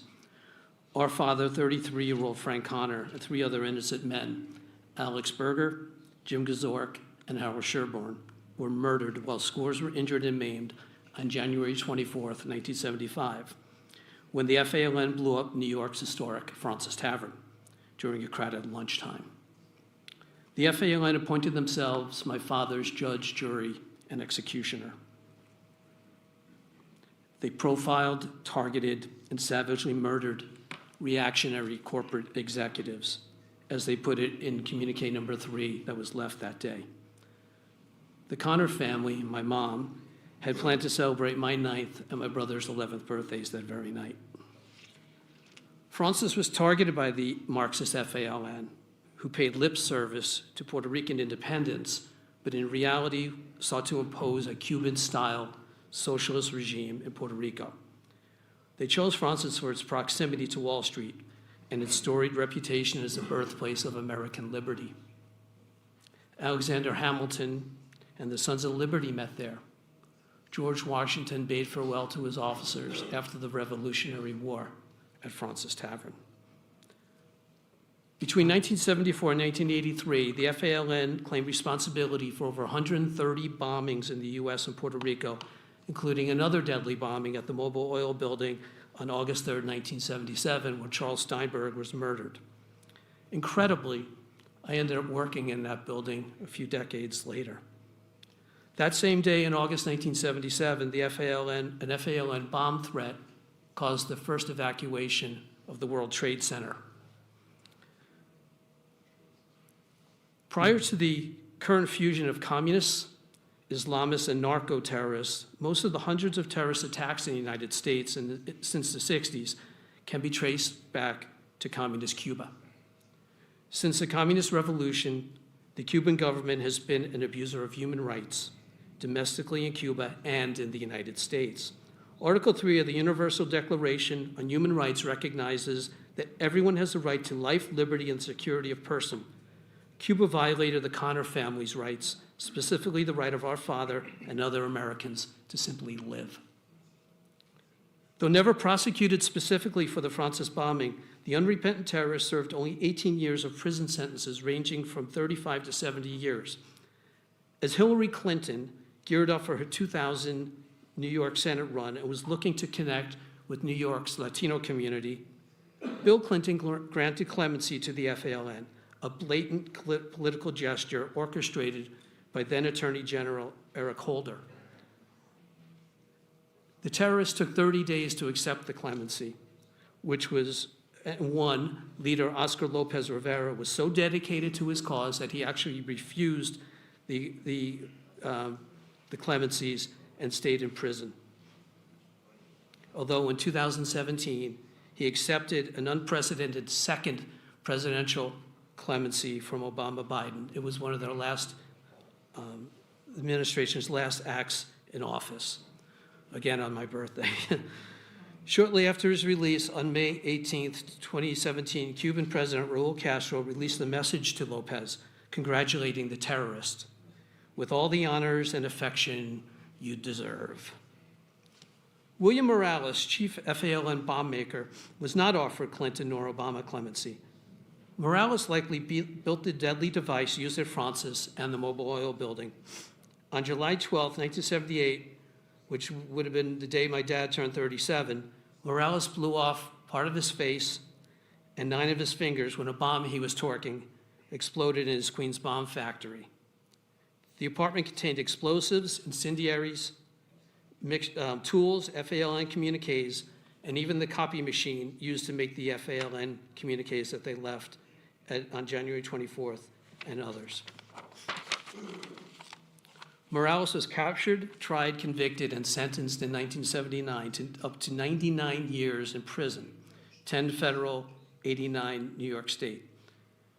But he escaped from Bellevue Prison Hospital with the assistance of other radicals who called themselves a Revolutionary Armed Task Force. During the state trial, Morales boasted, "No jail is going to hold us forever. They could put 1,000 of us in jail, but they're not going to hold us, and that's all I have to say." Unfortunately, Morales was right. Through an FALN investigation run by the Chicago Terrorist Task Force, Morales was located in Puebla, Mexico in 1983. When Mexican police closed in, he and an accomplice killed a Mexican federale. Morales was arrested, tried, and convicted of being an accessory to murder and imprisoned in Mexico. In 1988, ignoring President Reagan's extradition demands, the sympathetic Mexican government allowed Morales travel to Cuba, where he remains a guest of the regime, along with scores of murderers and felonious fugitives such as Victor Guerrena, and until her recent death, Black Liberation Army cop killer Joanne Chesimard, AKA Assata Shakur. On May 2nd, 1973, Chesimard and 2 accomplices opened fire on 2 New Jersey state troopers during a motor vehicle stop. Chesimard and her accomplice wounded 1 and executed State Trooper Warner Forster at point-blank range. After a 6-week trial in 1977, Chesimard was found guilty of first-degree murder and sentenced to life imprisonment. On November 2nd, 1979, Chesimard, aided by armed individuals posing as visitors, like Morales, escaped from prison in Clinton, New Jersey, and fled to Cuba, where she was given safe haven by the communist regime. Soon after William Morales' flight to Cuba in the early 1990s, I began my campaign to have Morales and Chesimard return to American justice, writing letters to the Justice Department and making contacts with the NYPD, the Joint Terrorism Task Force, the State Department. Meeting only frustration, I persisted, expanding with communications to Presidents George H.W. Bush and Bill Clinton, New Jersey Senator Bill Bradley, New York's Cardinal O'Connor, and Mayor Rudy Giuliani. During this campaign, I quickly realized how closely Cuba and the FALN were connected. From retired FBI agent Rick Hahn's definitive history of the FALN terrorist dawn and my book with Jeff Inger called Shattered Lives. From Shattered Lives, quote, Fidel Castro met with Puerto Rican-born intelligence officer Filberto Ojeda Rios and encouraged him to form a Puerto Rican armed resistance which Cuba would help train. Ojeda returned to Puerto Rico in 1969 to organize and led the first of Puerto Rico's new militant political groups, the Movimiento Independencia, excuse my Spanish, Revolutionary Armada, MIRA. After dozens of successful guerrilla actions in Puerto Rico and New York, MIRA was disbanded by police in the early 70s based on information provided by an informant. In 1974, Rios was arrested in Puerto Rico, but after being granted bond, he fled to New York, where he worked in the Cuban mission to the UN. While immersed in that supposedly peaceful promoting environment, Ojeda established the FALN, along with former MIRA members, supported logistically by Cuban intelligence services. To a greater extent than other Puerto Rican independistas, the FALN developed links to domestic terror groups, which were facilitated by Cuba. The FALN partnered with and was greatly influenced by the militant left-wing Weathermen group, also known as the Weather Underground. The FALN members were acquainted with the book Prairie Fire, The Politics of Revolutionary Anti-Imperialism, written and published covertly in 1974 by Bill Ayers, Bernardine Dorn, and others, which functioned as the Weathermen's ideological manifesto and a vision for the impending world revolution. In Rick Hahn's Terror Dawn, the various FALN communiques were studied in detail. The last paragraph of the first communique referred to an October 27, 1974 demonstration in support of Puerto Rican independence at Madison Square Garden, held the same night as 5 FALN bombs exploded. It read, finally, the FALN supports the demonstration at Madison Square Garden on October 27th in support of the independence of Puerto Rico. We view this as a significant step in the formation of an anti-imperialist front in the United States, which will support the fight for national liberation of Puerto Rico and educate the American people to the murderous and genocidal policies of the Yankee capitalists throughout the world. As Hahn put it, following up on the communique's reference to the Puerto Rican Solidarity Function, the FBI sought to identify those who rented Madison Square Garden for the rally. The names were familiar to the FBI. The persons who signed the contract are known in the FBI files as persons with links to the Prairie Fire Organization and a support organization for the Weather Underground, who commenced a bombing campaign in the U.S. They were also among those identified with the Cuban-sponsored Villanciermos Brigades, an operation of the Cuban government which recruited young, idealistic American youth on U.S. campuses to travel to Cuba. We talked about that in the earlier group. Ostensibly to assist in harvesting sugarcane and other humanitarian tasks. In fact, the brigades were thought to be a propaganda and intelligence tool of the Cuban government. The organization was used to create a community of sympathetic toward communist Cuba in the U.S. It was also believed to be a recruitment tool for Cuban intelligence, which strove to exploit smart, idealistic, left-leaning American youth. The communique's language convinced many that, indeed, the FALN was an operation of Cuban intelligence designed to disrupt and embarrass the U.S. The timing of the bombings was also suspicious, for on October 30th, 1974, just days after the first bombing, the 16-member United States Special Committee on Decolonization, a committee whose function was to encourage self-determination for all countries, was to hear the case of Puerto Rico. The issue of Puerto Rico being a U.S. colony and should be declared as such was pressed by Cuba against the desires of the U.S. All this made Cuba high on the list of suspects. It was theorized the FALN could be the product of Cuban government using a few Cuban-trained Puerto Rican recruits. On October 27, 1975, communique left at the site of the FAL's bombing of the Standard Oil building in Chicago read, "The FALN welcomes the support given the Puerto Rican national liberation struggle at the Solidarity Conference in Cuba and the meeting of non-aligned nations in Peru in September. We especially acknowledge the moral support given to our organization by the Cuban people and the government in a speech made by Prime Minister Fidel Castro in August, which said that the Cuban government would do all it could to support the FALN." But the history of Cuba supporting Puerto Rican Marxism through terror goes back decades before the FALN and the Weather Underground. In September 1979, President Jimmy Carter, as a significant humanitarian gesture, commuted the sentences of 4 imprisoned Puerto Rican nationalists, Lolita Lebron, Rafael Cancel Miranda, Ivan Flores, and Oscar Collazo, who were convicted in a 1954 armed assault on the Capitol building that left 5 congressmen shot and wounded. It later was alleged that the clemency was offered as part of a secret agreement with Fidel that secured freedom for CIA imprisoned in Cuba. The free prisoners jointly embarked on a victory tour, appearing at rallies in Chicago, New York, and Puerto Rico. They proclaimed that they had no remorse and could not rule out future violence in the name of Puerto Rican independence. Not long after their return to Puerto Rico, the 4 visited Havana as an honored guest of Fidel Castro. The 1983 Wells Fargo robbery in Hartford, which had another demonstration of the ongoing links between the Puerto Rican Marxist movement and Cuba.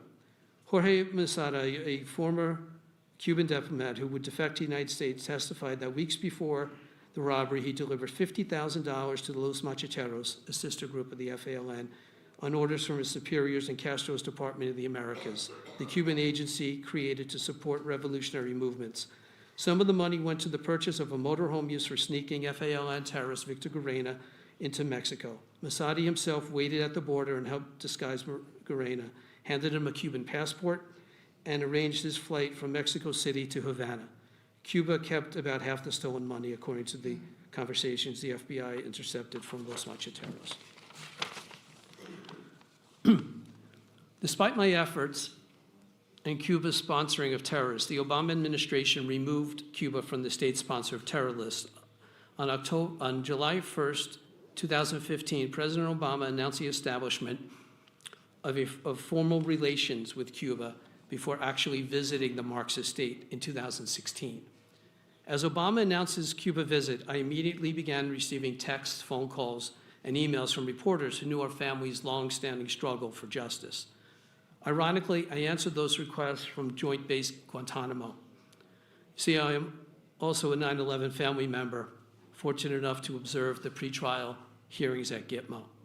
My cousin, father's godson, Steve Schlag, was murdered on 9/11 as I witnessed the attacks from my downtown office only minutes after commuting through the World Trade Center, exactly 2 years after the FALN terrorists walked out of prison, and only a couple of blocks from where my father was murdered at Francis. With the help of God and faith, our family has continued to fight through endless injustices directed at us and Frank Connor, and more recently, cousin Steve Schlag. Along with the fighting of the reprehensible clemencies, ending Oscar Lopez Rivera's 2011 parole bid by facing him at a federal prison in Terre Haute, Indiana, we also successfully forced City University of New York in 2013 to close down the disgusting Guillermo Morales Asante Shakur Student Center on campus. CCNY had a student center on campus named for 2 convicted terrorists, one of whom was complicit in my dad's murder, and my father went to CCNY at a high school. Incredibly, but not surprisingly, in November 2017, only 10 months after his second presidential clemency, Lopez was received as an honored guest in Havana, where he paid tribute to the late Commander-in-Chief Fidel Castro and Che Guevara, and was decorated with the Order of Solidarity.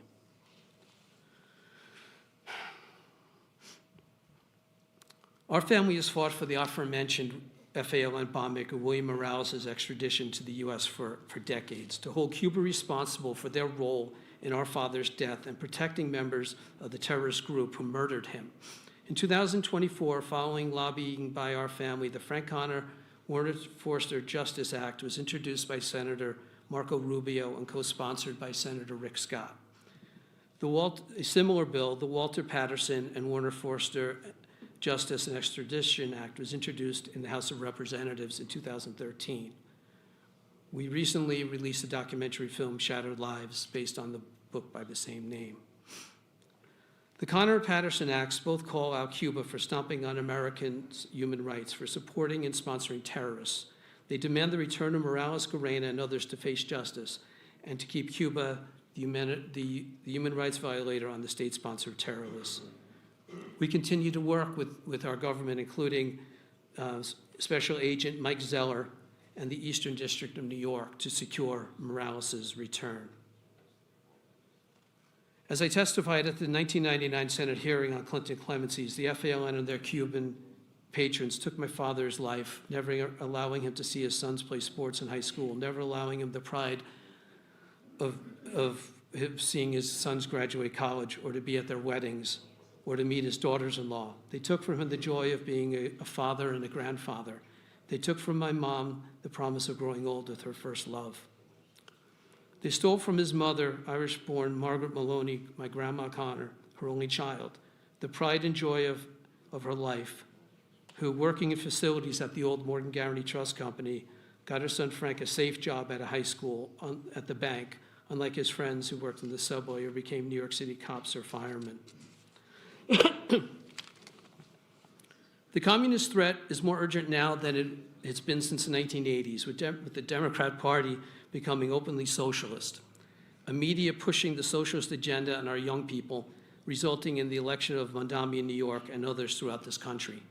The decades-long capitulation to and an insinuation of left-wing terrorists and causes to academia, media, government, and other parts of our society has led to the fusion of Marxist Islamists and even narco violence and death manifested in the poisoning of tens of thousands of young people and violence on our college campuses, and most recently on the streets of Minnesota and elsewhere. It's been woven to the fabric of our educational system. What did we expect by introducing the likes of Bill Ayers, Bernardine Dorn, Susan Rosenberg, Ron Fiegelman, and others, but increased violence in the form of riots at Columbia University, NYU, Berkeley, and Charlie Kirk's assassination, and the peaceful Black Lives Matter riots? Like the notion promulgated over the last 50 years that evil, that Satan does not exist, the communist threat is dismissed and mocked by academia, the Democrats and their media allies. They ignore the tens, if not hundreds of millions killed and enslaved by this evil ideology. And now, allied with fanatical Islamists, it has never been more dangerous. Communism is a rust that decays and destroys people and societies. On a tour of Prague a few years back, I asked the guide, which was worse for the Czech people, the Nazi occupation during World War II or the decades-long Soviet communist Iron Curtain? The guide tellingly replied, the Nazis took Czech lives, but the communists took their souls. That's what we must conquer. American liberty and communist Islamism are incompatible. The American people and our leaders must learn from the history to find our enemy and actively destroy the fused communist Islamists through education, identification, and force as necessary. As Neil Young wrote, Rust never sleeps, and neither can we. We call for President Trump, Congress, and future administrations to take down the Cuban regime as they recently did to Maduro in Venezuela and defeat the worldwide radical violent Islamism. We demand Communism Cuba remain on the state-sponsored terror list. Communist Cuba return Morales and the other communist terrorists to American justice. Communist Cuba and all communist Islamists end their wars against the West and their systemic human rights violations. We demand Islamist mullahs, dictators in Iran, are removed according to the will of the Iranian people, so that cousin Steve Schlag, Frank Connor, and all the victims of communists will be remembered for victory, that they will not have died in vain. Thank you.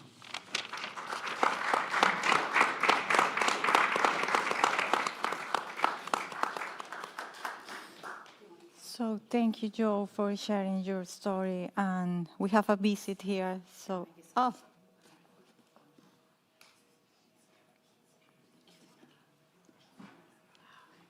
So thank you, Joe, for sharing your story. And we have a visit here, Rosa Maria Payá. So I'm giving you the floor for a minute.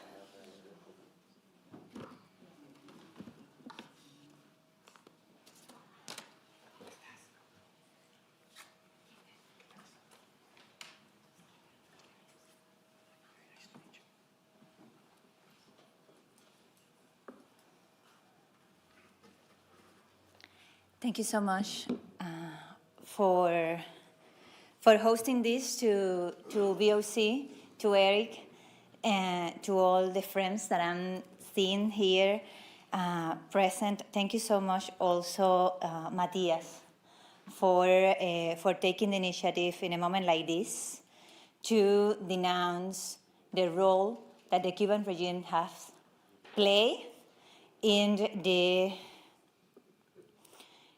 proliferation of terrorism in our region and beyond, also in Europe, as I'm sure you will be discussing, or you have already discussed during today. I cannot be here denouncing the role that the Cuban regime has had as a sanctuary of terrorism and as a coordinator, as a trainer of terrorists around the globe without first talking about how the Cuban regime has been exercising state terrorism against its own citizens, against the Cuban people that have been fighting for freedom since the really beginning, since 1959, and how they have been submitted to murder squads, to political prison, to torture, to campaigns to demoralize their families in front of society. I'm talking here also as the daughter and the friend of two of the victims of that state terrorism.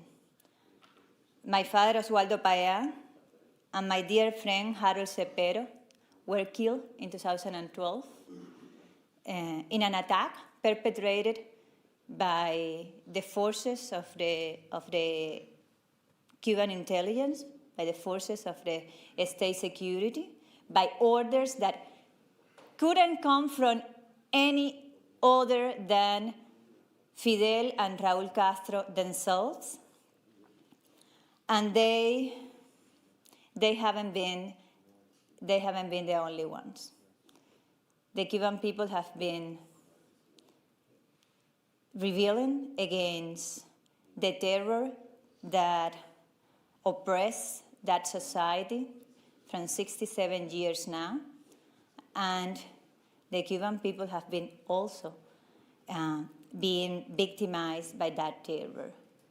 And that people is the first and the most offended and the most hurt by the actions of the Cuban regime. But reality is that the fact that the world, and especially the democratic world, what we call in this house the free world, the democracies in Europe, and especially the democracies in our hemisphere, in the Americas, the fact that especially the governments has tolerated for so long a terrorist totalitarian regime in the island of Cuba, well, that helped to propel, train, and create the guerrilla movements in the 60s and the 70s, and then degenerated into the narco-trafficking terrorist organizations that we are dealing with today, that help and probably provoke the collapse of the democracy in Venezuela and Nicaragua, help the regime of Evo Morales in Bolivia, help the terrorist organizations and terrorists in power around the world. We are here today as we witness the bravery of the Iranian people demanding freedom in the streets and facing terrorist repression that is welcome, that is celebrated, and that is accompanied by the Cuban regime, and that has been like that for decades already. So I was invited to talk very briefly, and I think I already consumed my time. But together with thanking all of you for denouncing and recognizing the terrorist character of the Cuban regime and its consequences, especially for countries like Venezuela or Colombia.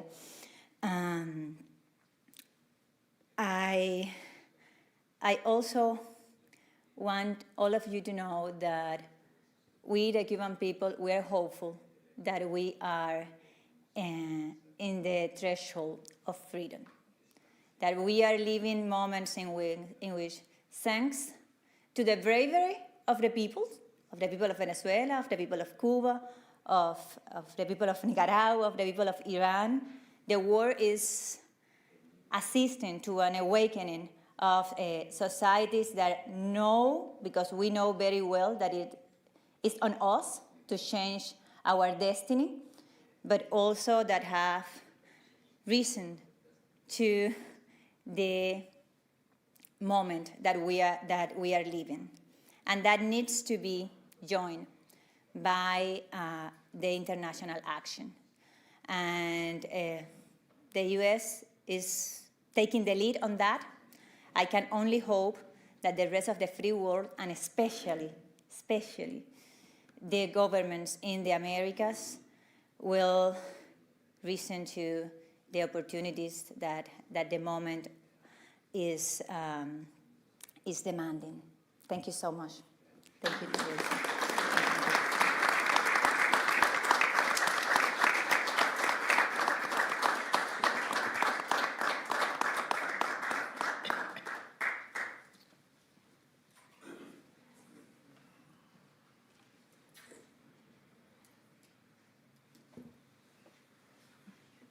Thank you so much, Rosa Maria. And let's continue with our roundtable. Maite, un poco la misma pregunta que le hacía a Joe, porque también viviste un episodio muy complicado en tu vida y creo que esa visión puede cambiar mucho a la visión de alguien que de pronto solo lo ve desde afuera. Preguntarte un poco por el episodio de tu padre y cómo eso, o qué tú como víctima quisieras compartir con aquellas personas que de pronto se preocupan por la situación del terrorismo a nivel internacional. Muchas gracias. Primero quería dar las gracias por haberme dejado participar en este evento. Gracias por dejarme dar voz a las víctimas del terrorismo. Como decía, yo soy víctima del terrorismo desde hace casi ya 50 años, desde 1976, cuando asesinaron a mi padre en San Sebastián, en una ciudad del País Vasco de España, y lo asesinaron como a tantos otros. En este caso lo asesinó ETA, es una organización terrorista cuyo nombre son las iniciales de Euskadi Tas Katasuna, que en vasco quiere decir Euskadi Libertad, y asesinaron, bueno, pues a muchos españoles por el hecho de ser españoles, ¿no? Mi padre era notario y tenía algún cargo político, y lo asesinaron, como digo, por ser español, por ser vasco, pero sentirse también español. Nosotros somos 9 hermanos Entonces estábamos ese día en mi casa comiendo para volver al colegio cuando oímos ráfagas de metralleta y salimos a la terraza del comedor y pudimos ver cómo todavía estaban ametrallando al coche de donde iba mi padre, al conductor del coche y al coche que iba detrás con los 3 policías de escolta. Bueno, ese hecho obviamente te cambia la vida. Yo tenía 15 años en ese momento y te cambia la vida, te rompe, te destroza y tienes que empezar a vivir no ya la vida que tenías antes, sino una nueva vida. Tienes que recomponerte y tener una nueva vida. Por eso yo vengo a hablar de esa otra cara de la moneda de lo que se está hablando aquí. Se está hablando de terrorismo y yo quiero hablar de la consecuencia de ese terrorismo, de las víctimas del terrorismo. Las víctimas no somos cifras. Las víctimas somos personas, somos familias. Somos mucho más de las cifras que se dan habitualmente, ¿no? De 800 asesinados, no sé cuántos heridos. Son muchas más, porque esas cifras no son reales. Yo en el asesinato de mi padre, la víctima no solo fue mi padre, la víctima fue mi madre, fuimos sus 9 hijos, fueron bueno, pues todos los que querían y apreciaban a mi padre, ¿no? Todos esos son víctimas del terrorismo, con lo cual son innumerables. Igual que los heridos, no se contabiliza todos los heridos, ¿no? Y no son solo los heridos, sino que son las familias. El terrorismo destroza familias. Destroza familias y, como digo, hay que recomponerse. Entonces, se habla mucho de los terroristas. Muchas veces vemos en las noticias cómo se habla de terroristas, de la vida que han tenido esos terroristas, de cómo se llamaban, sin embargo no se sabe nada, la gran mayoría de las veces, de esas víctimas que provocan, ¿no? Y esas víctimas que provocan, como digo, son personas que tienen nombres y apellidos y que tienen unas condiciones muy duras para volver a vivir, no ya la vida que tenían, sino otra vida distinta. Los terroristas decidieron un día, libremente, eligieron ser terroristas y se formaron para ello.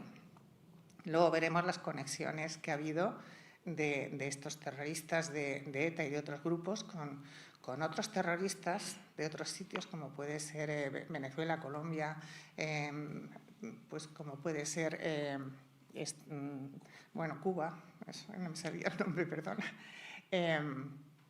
Entonces, al final bueno, pues son tramas que se preparan entre ellos, se adiestran unos a otros, se pasan información, o sea que es un poco lo mismo, ¿no? Al final la víctima del terrorismo siente y sufre lo mismo independientemente del grupo que le haya causado ese dolor, ¿no? Y esas víctimas, como digo, decidieron un día esos terroristas decidieron un día ser terroristas y se prepararon para ellos. Las víctimas del terrorismo nunca hemos decidido ser víctimas y nadie nos ha preparado para ello, porque nadie te puede preparar para ser víctima del terrorismo, ¿no? Entonces, a mí me gustaría que en todos los gobiernos, y cuando se habla de terrorismo, todas las políticas que se hacen para combatir el terrorismo pongan el foco también en las víctimas del terrorismo, que no nos dejen a un lado. Porque en España, por ejemplo, hemos visto cómo ha habido conversaciones con ETA, con los terroristas, ¿no? Los distintos gobiernos han tenido conversaciones con ellos y han cedido distintas cosas para que dejen de matar, que al final lo importante en ese momento es que dejen de matar. Pero al mismo tiempo se debía tener en cuenta a las víctimas del terrorismo. En España, yo en el año que mataron a mi padre, por supuesto no existía ninguna asociación de víctimas del terrorismo, no teníamos ninguna ayuda. Es verdad que en esos primeros momentos notas el apoyo de autoridades, por ejemplo. Sin embargo, nosotros por vivir en el País Vasco. En ese momento era una sociedad enferma que lo único que buscaba era pues, el ser independiente, y entonces una vez que ETA te señalaba a una de sus víctimas, ya la gente dejaba de tratarte, muchas veces por miedo a represalias, si hablaban contigo o si estaban contigo, y otras veces pues porque creían en la causa, ¿no? Entonces, nosotros sentimos ese rechazo de la gente. Yo suelo contar que cuando volví al colegio tenía ganas de volver al colegio para que mis amigas, mis compañeras me abrazaran, me dieran su apoyo, me dieran cariño, y sin embargo me encontré con que me habían separado mi silla de las demás y noté un recibimiento frío, ¿no?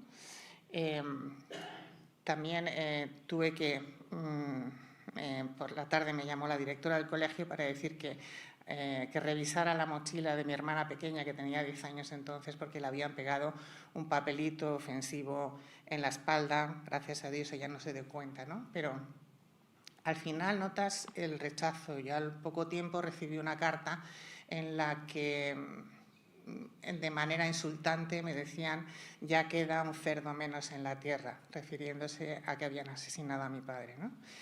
Ese odio de la sociedad que sientes en ese momento y ese vacío es tremendo, eso te marca de por vida. Y nosotros, como tantos otros vascos, tuvimos que abandonar nuestra ciudad, nuestro sitio de origen y mudarnos. En ese momento nos mudamos a Madrid y empezamos una vida de nuevo, ¿no? Entonces, nosotros en nuestro caso, y en más de 300 casos en España, son casos sin resolver. No se sabe todavía quiénes fueron, qué terroristas fueron los que asesinaron a mi padre y, como digo, a otros 4 personas más, ¿no? Y eso es duro, no hemos tenido derecho a la justicia, ¿no?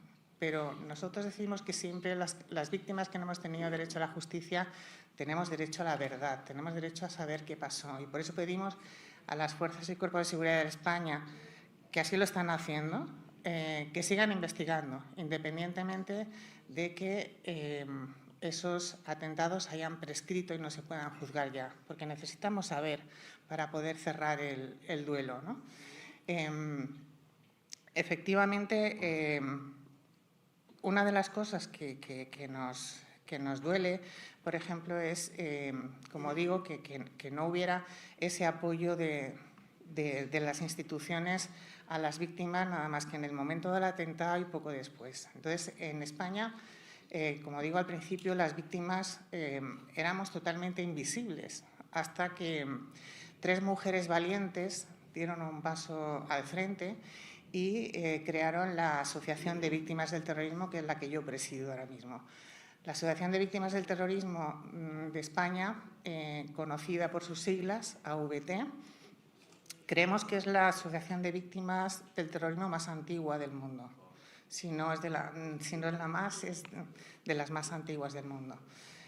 Yo ahora mismo represento a cerca de 5.000 víctimas del terrorismo españolas que han tenido los atentados por distintos grupos terroristas en España, o españoles que han tenido los atentados fuera de España. Todas esas víctimas, como digo, que ahora formamos parte de esa asociación de víctimas del terrorismo, gracias a esas 3 mujeres valientes que dieron un paso al frente, hemos podido dejar de ser invisibles.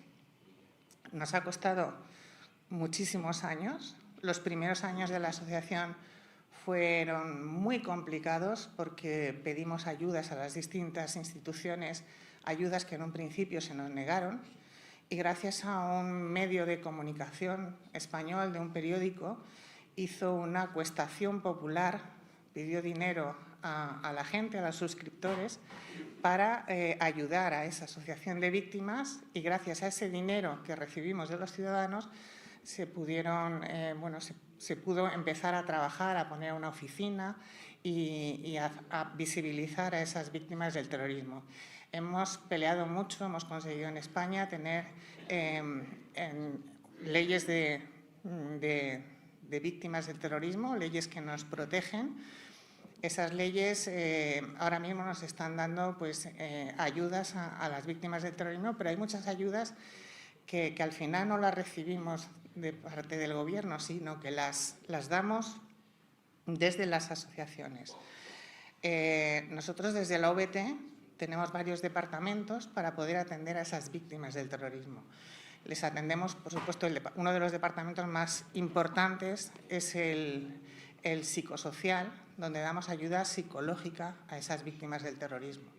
Nos dimos cuenta además que esa ayuda psicológica que dábamos al principio no terminaba de fraguar bien. Entonces nos dimos cuenta que las víctimas del terrorismo tenemos unas especificidades distintas a otras víctimas de otras causas, ¿no?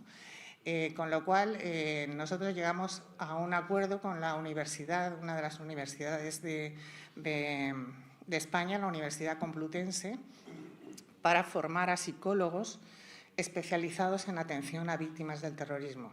Somos el único país, la única asociación que tenemos psicólogos especializados en atender a víctimas del terrorismo, y eso nos está dando mejores resultados, ¿no? Nosotros siempre nos prestamos a cualquier asociación de víctimas del terrorismo del mundo a poder formar a los psicólogos que tengan en esa especialización para atender a víctimas del terrorismo. Eso nos ha permitido ayudar mejor a las víctimas.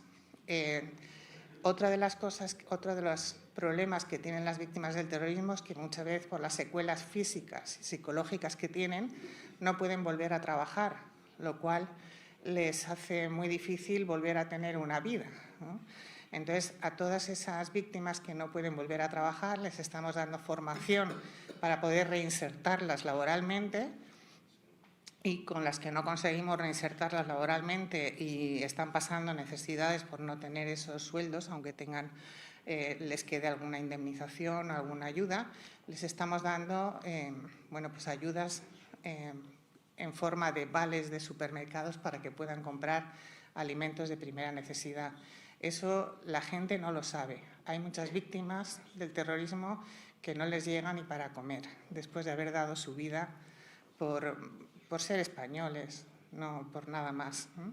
Eso es importante. También les hace falta ayuda jurídica. Nosotros estamos personados en más de 200 procedimientos judiciales para ayudar a esas víctimas del terrorismo a que puedan tener una verdad jurídica y un reconocimiento jurídico. Tenemos otros departamentos, pero bueno, todos están orientados a atender a esas víctimas del terrorismo.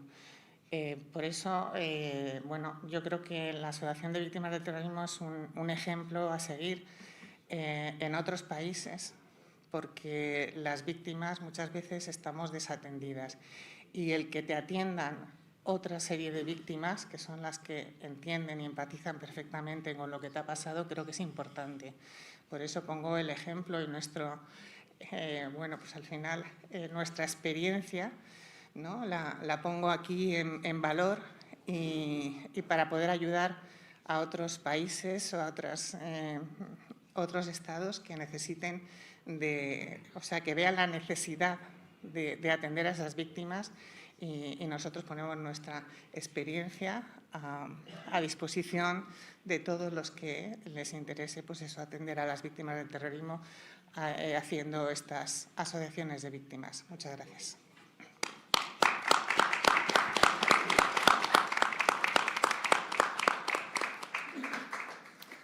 Muchas gracias, Maite, por compartir tu historia y tu visión, que yo creo que sí tienes razón. Muchas veces hablamos de los terroristas y de cómo atacarlos, pero este ángulo de las víctimas a veces no se habla mucho. Sigo contigo, Matías, y te voy a preguntar algo que a mí siempre me ha causado curiosidad, porque yo conozco a Matías hace varios años y sé que lleva muchos años trabajando por la causa de Cuba. Y quisiera preguntarte, ¿qué experiencia en tu vida, qué historia en tu vida hizo que tú en un momento decidieras, me voy a dedicar a luchar por esto y es importante luchar por esto? Y también de una vez te pregunto, porque Maite nos hablaba de ETA, te pregunto por la relación entre Cuba y ETA y en general la influencia de Cuba en España. Pues muchas gracias, Vanessa. Pues mira, yo tuve la suerte de cuando era muy jovencito haber viajado a Cuba con, bueno, Frank Calzón se acaba de ir aquí, pero fue de los que me acercó al mundo cubano y conocer de primera mano al que yo creo que en ese momento fue el líder democrático más importante después de la caída del muro de Berlín, que fue el padre de Rosa María, Osvaldo Payá, y para mí ese encuentro fue un antes y un después. Y no lo he podido dejar porque creo que es una causa noble, muy necesaria y, como vamos a ver, es central. Cuando hablamos de Cuba no hablamos solo de Cuba, sino que hablamos de Cuba, de España, de Colombia, de Estados Unidos, ¿no? Y yo creo que ese encuentro para mí me cambió la vida, ¿no? en cierto sentido. Bueno, yo quiero, empezar agradeciendo al Museo de Víctimas del Comunismo, a su presidente, a Ana Leca y al Center for Africa, a Manuel Iglesias, a Frank Calzón, a John Suárez por la organización de este acto. Es un acto que yo creo que es fundamental porque se cumplen 60 años de la tricontinental, como hemos estado hablando toda la mañana, y es muy importante hacer memoria. La conferencia tricontinental celebrada en La Habana marca un antes y un después en la internacionalización del terror, pero además marca a Cuba como epicentro y motor de toda una red de organizaciones terroristas en el mundo. Cuba, dice siempre Rosa María Payá, es la cabeza del pulpo, y yo creo que tiene razón. Pero más importante aún es, como ha dicho Maite Araluce, recordar a las víctimas del terrorismo. Y hay unas víctimas del comunismo, muchas veces no recordadas, que son precisamente las víctimas del terrorismo. Porque junto a los asesinados, los torturados, los purgados, los encarcelados, los reprimidos, los fallecidos por las hambrunas en China, también están otras víctimas del terrorismo, del comunismo, muchas veces silenciadas, que son las víctimas del terrorismo. Son miles las víctimas del comunismo que dejaron las acciones y atentados perpetrados en Uruguay por los tupamaros, en Argentina por los montoneros, en Colombia por las FARC, el M-19, por el Ejército de Liberación Nacional. Es Frank Connor, padre de Joe, asesinado junto a otras 3 personas inocentes por las puertorriqueñas Fuerzas Armadas de Liberación Nacional, cuando hicieron reventar la Frost Tavern en Nueva York. Es Juan María Araluce, el padre de Maite, asesinado a tiros junto a su conductor y 3 escoltas por la banda terrorista ETA en España, porque ETA es la manifestación en España de una oleada de terror global que comenzó a gestarse en esos años de la celebración de la tricontinental en La Habana. Por eso podemos decir que Cuba alentó la acción de ETA, que entrenó a sus miembros, que les ofreció un refugio seguro y, sobre todo, que les incorporó a una efectiva red de terror que asesinaba, que extorsionaba y que practicaba secuestros por todo el mundo. Desde luego no sabemos todo, la acción de Cuba y de ETA es clandestina y solo vemos la punta del iceberg, pero sí vemos lo suficiente para afirmar sin ningún género de Cuba que el régimen cubano colaboró con ETA desde sus orígenes, evolución y posterior integración en lo que Maybor Petit ha llamado la corporación de crimen transnacional. Cuba, por eso, tiene responsabilidad por esos 3.800 atentados que causaron la muerte de 853 personas, más de 2.600 heridos, 86 secuestros y un número indefinido de amenazados y exiliados. Y no solo son cifras, como dice Maite Araluce. ETA, como Cuba, jamás pidió perdón. Como ETA, Cuba jamás colaboró en el esclarecimiento de los atentados pendientes. Como ETA, Cuba continuó legitimando el terror como arma legítima y necesaria. Queridos amigos, fue muy pronto cuando ETA quedó alineada ideológicamente con la Revolución cubana. En 1959, apenas 7 meses después de la llegada de Fidel Castro al poder, se funda ETA como una organización esencialmente nacionalista que buscaba conservar las esencias vascas y propugnar lo que llamaban la autodeterminación. Sin embargo, muy pronto, y ojo al año, en 1966, unos meses después de la celebración de la Conferencia Tricontinental en La Habana, ETA asume formalmente los dogmas marxistas y las tesis tercermundistas. Pesaba mucho la admiración por la Revolución cubana, por Fidel Castro y por el Che Guevara.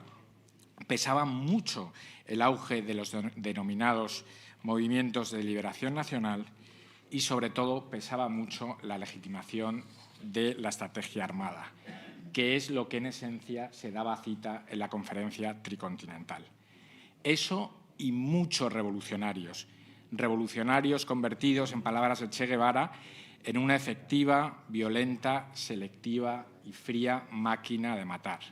Revolucionarios convertidos en terroristas, porque ETA había detonado bombas en España en 1959, pero aprendió a matar en Cuba, porque los primeros cuadros de ETA se entrenaron en Cuba, en la primavera de 1964. Y ahí, en esos campos de entrenamientos, dirigidos a formar terroristas, los miembros de ETA recibieron lecciones de secuestro, de subversión y de sabotaje. Y ahí se consagró una alianza entre ETA y Cuba que ha venido alimentándose durante décadas. Los inicios del terrorismo en España tienen acento cubano. Lo vemos en el caso de Begoña Urroz, una niña asesinada con apenas 22 meses a consecuencia de la detonación de una bomba en la estación de Amara, en San Sebastián. Durante muchos años se consideró que Begoña Urroz fue la primera víctima del terrorismo en España. El día 27 de junio, el día del atentado que acabó con su vida, es el día que se conmemora a las víctimas del terrorismo en España. Y en el acto en el que se declaraba esa fecha como el Día de Víctimas del Terrorismo, se recordó que lo hizo como víctima de ETA. Hoy sabemos que Begoña Urroz no fue asesinada por ETA, sino por otra organización terrorista que se llama el DRIL, el Directorio Revolucionario Ibérico de Liberación, pero sabemos también que el DRIL estaba conectado con el régimen cubano. Fuera ETA o fuera el DRIL, Cuba estaba detrás, porque es posible demostrar que detrás del DRIL se formaron la Sierra Maestra de Cuba, que sus cuadros se entrenaron en Cuba y que el máximo responsable de aquellos atentados acabó como lugarteniente del Che Guevara de vuelta en la isla. Cuba siempre ha tratado de esconder sus relaciones con ETA, de minimizar su intensidad, de operar en la más estricta clandestinidad. Pero no es posible ocultar eternamente un elefante en la habitación. Y yo quiero traer aquí unos breves datos, pocos probablemente, pero suficientes, para mostrar una complicidad constante, fluida y permanente de Cuba con la organización terrorista ETA. En primer lugar, Cuba, lo sabemos todos, ha sido durante décadas un santuario para terroristas de ETA huidos de la justicia española. Fidel Castro trató, y en cierta medida consiguió, encuadrar la presencia de etarras en Cuba como fruto de un acuerdo con el gobierno español. Y es cierto que en 1984 un grupo de miembros de ETA acabaron en la isla por un acuerdo con Felipe González. Pero fueron 7. Y esos 7 fueron los únicos de entre más de una treintena de etarras que se conoce que han estado en la isla que se instalaron ahí. Cuba se convirtió muy pronto en el destino preferido de los terroristas de ETA. Así se lo comunicaban una y otra vez a la dirección de la banda. Querían ir a Cuba, pero esta abogaba, según la documentación incautada por la Guardia Civil, por la Policía de España, que la banda terrorista ETA quería preservar este país, Cuba, para otras iniciativas importantes del movimiento. No querían quemarle. Pero los etarras al final llegaron, algunos desde barco por África, otros desde distintas localidades del sur de Francia, y muchos otros llegaron a Cuba después de haber servido en la clandestinidad en distintas iniciativas del régimen cubano en la región. porque la relación entre Cuba y ETA no se limita a servir de refugio a etarras huidos a la justicia española, sino que estos etarras se integraron en operaciones regionales dirigidas por los servicios secretos cubanos. El caso de Nicaragua es emblemático. La noche del 22 de mayo de 1983 se escuchó en Managua, su capital, una enorme explosión en el barrio de Santa Rosa. Los servicios de socorro acudieron al lugar de la detonación y encontraron todo devastado. 29 casas afectadas, la mayoría de ellas destruidas por completo, los coches destrozados y el suelo lleno de armas, misiles, lanzagranadas, fusiles de asalto, municiones de todo calibre, también pasaportes falsificados, documentos diversos. Y es que aquello no era un taller, era un zulo convertido en base de operaciones.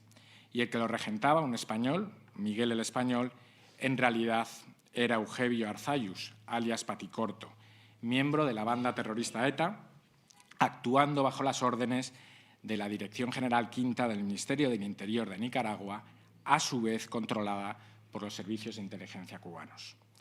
Paticorto era uno más de una veintena de etarras que formaron un contingente de terroristas que se instaló en Nicaragua para desde ahí operar bajo las órdenes del régimen cubano.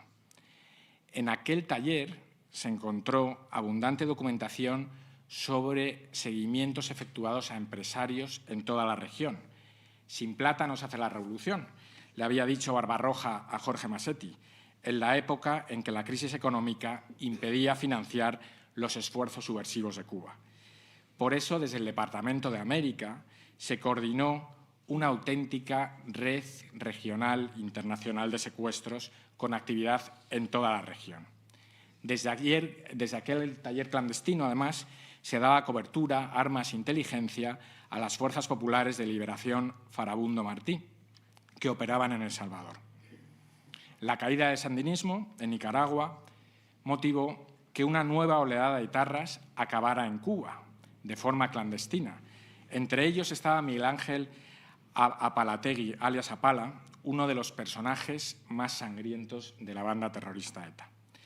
Pero ETA, de la mano de Cuba, no trabajó solo con los sandinistas, también lo hizo con los tupamaros en Uruguay, a quienes contribuyeron a financiar, con las Fuerzas Bolivarianas de Liberación en Venezuela, conocida como los boliches, a quienes miembros de ETA adiestraron en la fabricación y el uso de explosivos, a las FARC colombianas.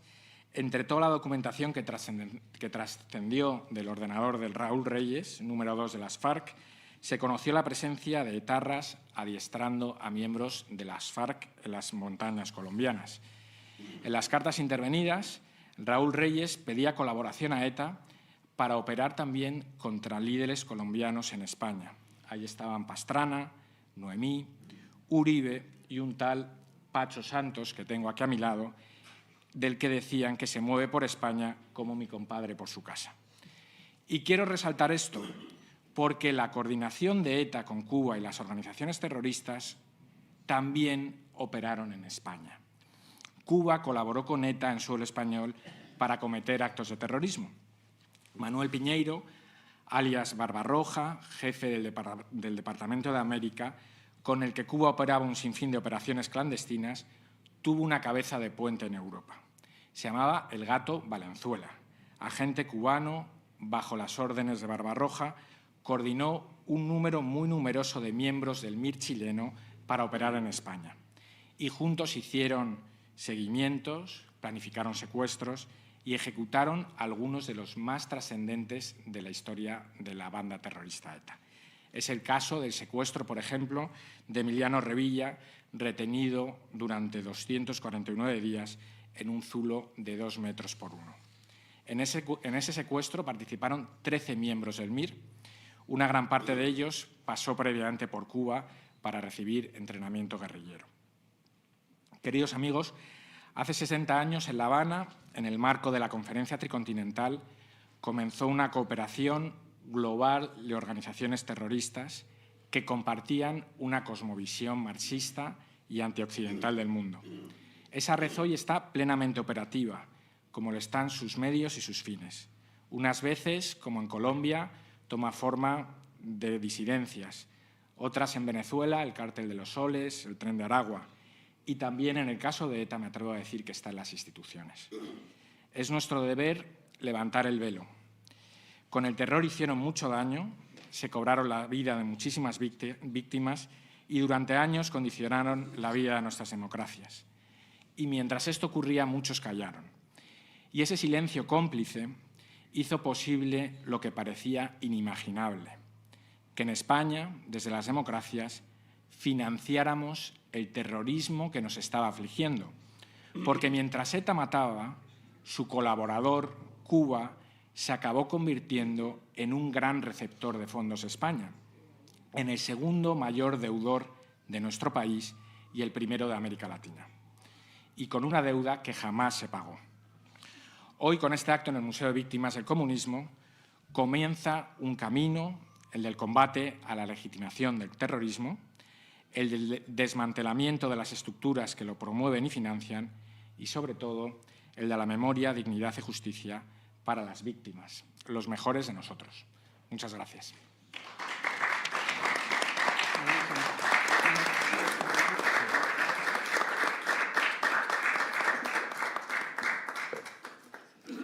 Muchas gracias, Matías. Mr. Vice President, you're Colombian, and I know you have followed the situation in Venezuela for many years. So I'm going to start by asking you about what happened on January 3rd, the capture of Maduro. 32 Cubans were killed during that operation. So I would like to ask you, what's your analysis about the Cubans' presence in Venezuela? And of course, I would like to ask you to share your take on Cuba's presence in Colombia, as Matias was talking about. Thank you very much, and I think it's a great place to start by looking at what's happening in Venezuela today. Before I go into the textbook case of how Cuba operated in Colombia during 60 years, they're still operating through Venezuela, and how they changed their operation, let me talk about a huge change that might happen. The extraction of Maduro in Cilia is changing the whole paradigm of how we see power in the region, one, of how those dictatorships looked like they were impenetrable and were invincible, of how their intake in how to create havoc and destabilization in the region might be finally ending, and how we can finally eliminate those threats to democracy that are so big, that are so important, and have been operating through different mediums in the region. It's not done. Maduro is out. Cilia is out. But the difference between Maduro and Delcy is like the difference between Pablo Escobar and Gonzalo Rodriguez Gacha, two of the biggest mafia operators in Colombia. Yeah, one might be more violent than the other, but the dictatorship is still in place. As a matter of fact, just a few minutes ago, a group of families of political prisoners that haven't been freed gave a press conference saying, this is a farce. And it is a farce. This freedom of one here and one there is just the way that the dictatorship wants to maintain a little bit of control, wants to see if they can operate after Trump leaves, wants to stay in power. So let's not forget that what's left, it's not a democracy. What's left, still a criminal organization that wants to stay in power and wants to play the conditions to see if Trump can, if they can go around Trump and have a better possibility of sustaining themselves with Democratic Party, which is what happened with Biden and Maduro. This operation of extraction, which eliminated this lie that we all knew it was a lie, but that a lot of the media thinks it's true, that the Cubans do not operate in Venezuela, just took the cover out of it. And I have no doubt that if the operation in Venezuela is successful, and by successful is that we finally have a democracy. And it's going to take time. I know it's going to be difficult, but we need to not lose our focus on that. The main objective is Cuba. Because if we eliminate the threat from Venezuela, we do not eliminate the threat from Cuba, we have done nothing. We have just opened the door for the Cubans to operate in a different way somewhere else and keep their scenario of being the most destabilizing country in the region that has learned how to do things better, that has changed its operation. This is where I'm going to talk about Cuba and Colombia, and it's a huge threat because it uses drugs as an element of this political warfare. It uses narratives that they're very well at expanding, and it certainly uses its alliances with China, with Russia, with Iran, as elements that they can put forward to destabilize the region. Colombia.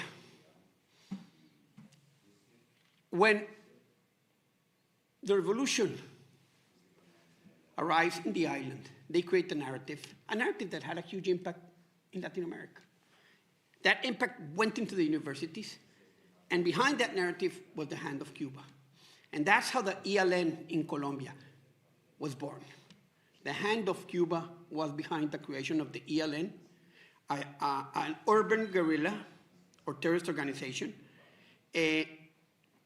very much ingrained within the universities.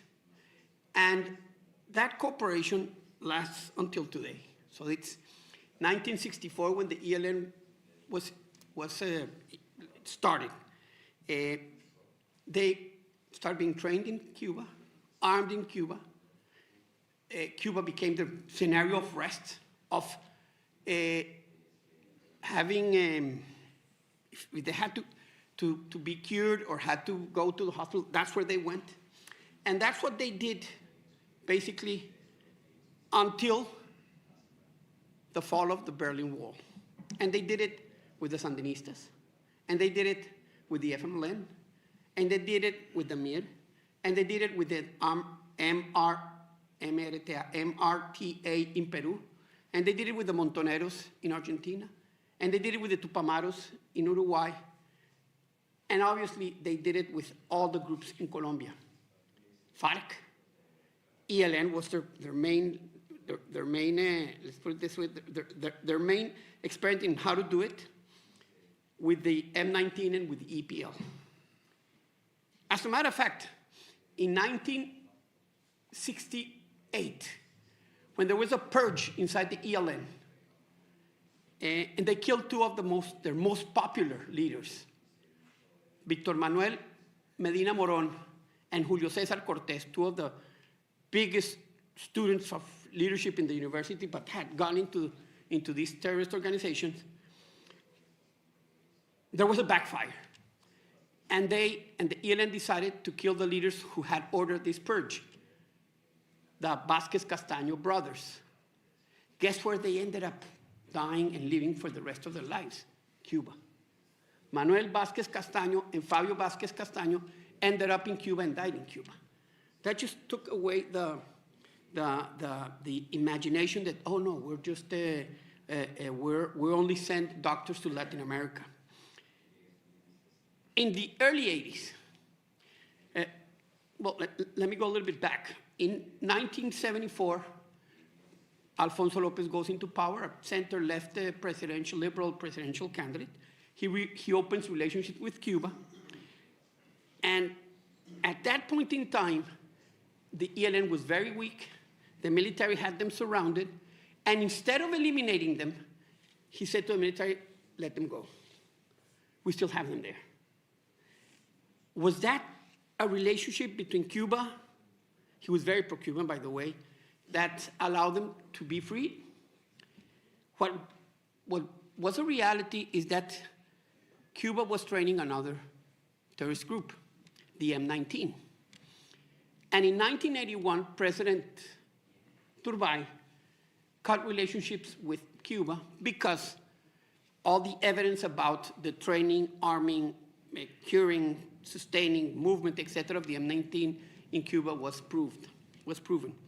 By the way, I went to the house of the Cuban ambassador then, the guy that was mentioned here that is under indictment, Ravel. And that house, a few years later, was bought by Miguel Rodriguez Orejuela, one of the biggest drug dealers of Colombia. Is that casual? Is that part of how they started working in the drug business? That hasn't been investigated, but someday it will. After this process of showing what the ELN was doing or Cuba was doing with the different groups, terrorist groups of Latin America and in Colombia, the Berlin Wall goes down and the operation changes. It changes absolutely, but it has the same objective: destabilize, disrupt, and use all types of mechanisms to have influence and see how they can unsettle democracies in the region. Right after they lost the money from the Russians, so they now couldn't help all those illegal groups as much as they could. And that's when the Foro de Sao Paulo is created, 1991, with Lula and with many of the actors that today we see. A few years later, Chavez goes into power, and they found, again, financing for their project. Not only the oil for them to be sustained, but also a base where they could operate with two very big allies that later, or three very big allies that were later uncovered: Russia, China, and Iran. And obviously with Iran, Hezbollah. So this new operation that starts in Venezuela changes the way they started doing disruption in the region. They start financing leftist organizations, radicalizing them. I remember when I was vice president of Colombia, President Uribe telling Chavez, stop financing the radical groups and the extreme left in Colombia, personally. I said, okay, I'll stop, which he didn't. You have to remember that in the documents that you were talking about of Raúl Reyes that we captured after we went after him and killed him in Ecuador, 2007, one of the things which was very surprising, and what's more surprising, is that Raúl Reyes had all of his communications there. They weren't encrypted. You know, he always thought that nothing was going to happen to him, so all that information is there. Chavez had promised the FARC to give them $300 million, and they were waiting for that money to come in. Obviously, the ELN started having power in Venezuela, having bases in Venezuela. Between 2002 and 2010, we denounced it many times. The FARC had presence and bases in Venezuela. As a matter of fact, we went after some of the leaders and got some of the leaders in Venezuela. And I remember when President Uribe very clearly said, Castro Chavismo is a reality. All of the left was laughing about it. And now it's a reality. But why? Because we were buying everybody. When we were in power during those 8 years, we were practically the only country that was putting a spotlight on Venezuela and saying, watch out for what's happening there. Look at what's happening there. Look at what's coming. The Brazilians were making a lot of money. The Argentinians were making a lot of money. Everybody was making money out of Venezuela, and they didn't pay attention. And this is how the consolidation of this autocracy, criminal autocracy or dictatorship, with the complicity of a lot of Latin American nations and a lot of Latin American leaders, became a reality. So after 2010, in Colombia, with Ecuador and Correa becoming a hub of FARC and ELN, with Cuba's protection and with the intelligence of Cuba working around it, in Venezuela, the same thing happens, and it was so much so that I'll give you an anecdote. I was ambassador to the US here, and in 2009, the chief of operations of our naval forces goes visits me in the embassy. And we start talking, and he tells me, look, we can't move.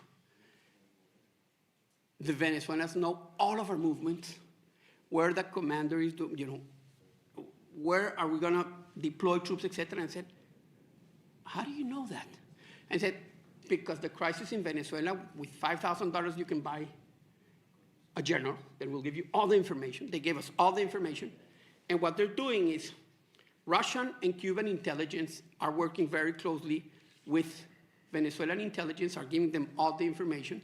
And so that's how they operated. So this whole new development of how they were working, of this destabilization, goes from not only supporting those terrorist organizations, but also going after mobilizing and creating more potential in groups and financing what they call social explosions. It happened in Chile. And guess where most of the information from social networks came from? Europe and Venezuela. Most of the explosion of the social explosion in Chile, the information that was coming through social networks came from there. In Colombia, and what happened with the social explosion? It opened the doors for Gabriel Boric to go into power.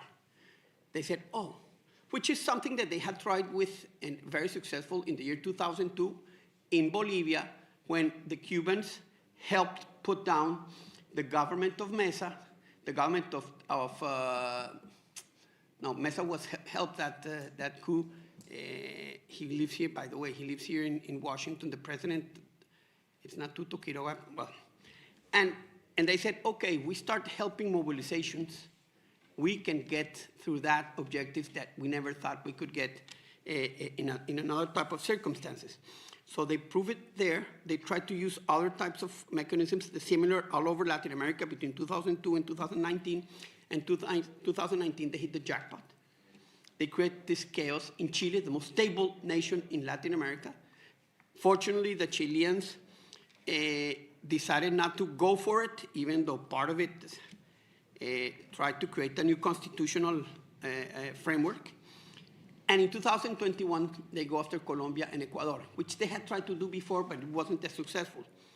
In 2021, they have the same social explosion, promoted from Russia, from Cuba. As a matter of fact, President Duque expelled 3 diplomats from the Russian embassy because they were financing the leaders of that social explosion. That's how they call it. And what happened? That opened the door for the arrival of Petro.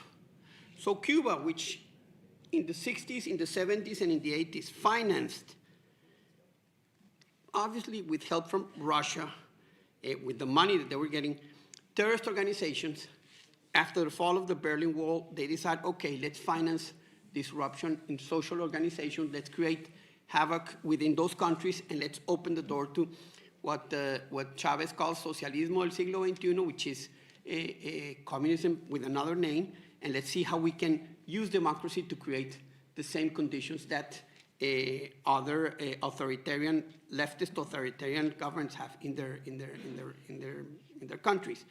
They were very successful. As a matter of fact, when the democratic letter of the OAS was signed in the year 2000, we had 1 dictatorship. Now we have 3. Bolivia was in the midst of becoming one. Ecuador was going to become one, and thank you. And Lenin Moreno helped Ecuador not become another part of that autocracy. And what you have now is a very weakened Cuba, a very weakened Venezuela, and the possibility that if Trump finishes the job, we might be able to rescue those countries from the authoritarian power that they have. But if you look at the textbook case of how Cuba has intervened in Colombia, you can see how that has happened all over the region, but I would say that the textbook is Colombia, which, when you look at it, has had Cuban interventions for more than 60 years. There's a lot to learn. The job is not finished. and let's not keep our eyes from the ball game and the ball.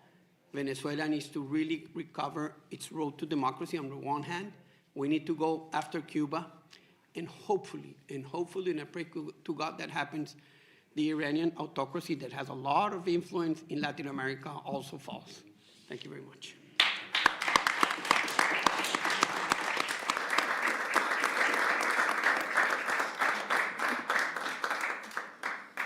Okay, thank you, Mr. Vice President. I have a quick second round of questions, so I'm going to ask you just to be very short in your answers. Joe, I remember the first time that I heard about Ana Montes' case, and how the Cuban regime recruited her through a very long process that lasted years.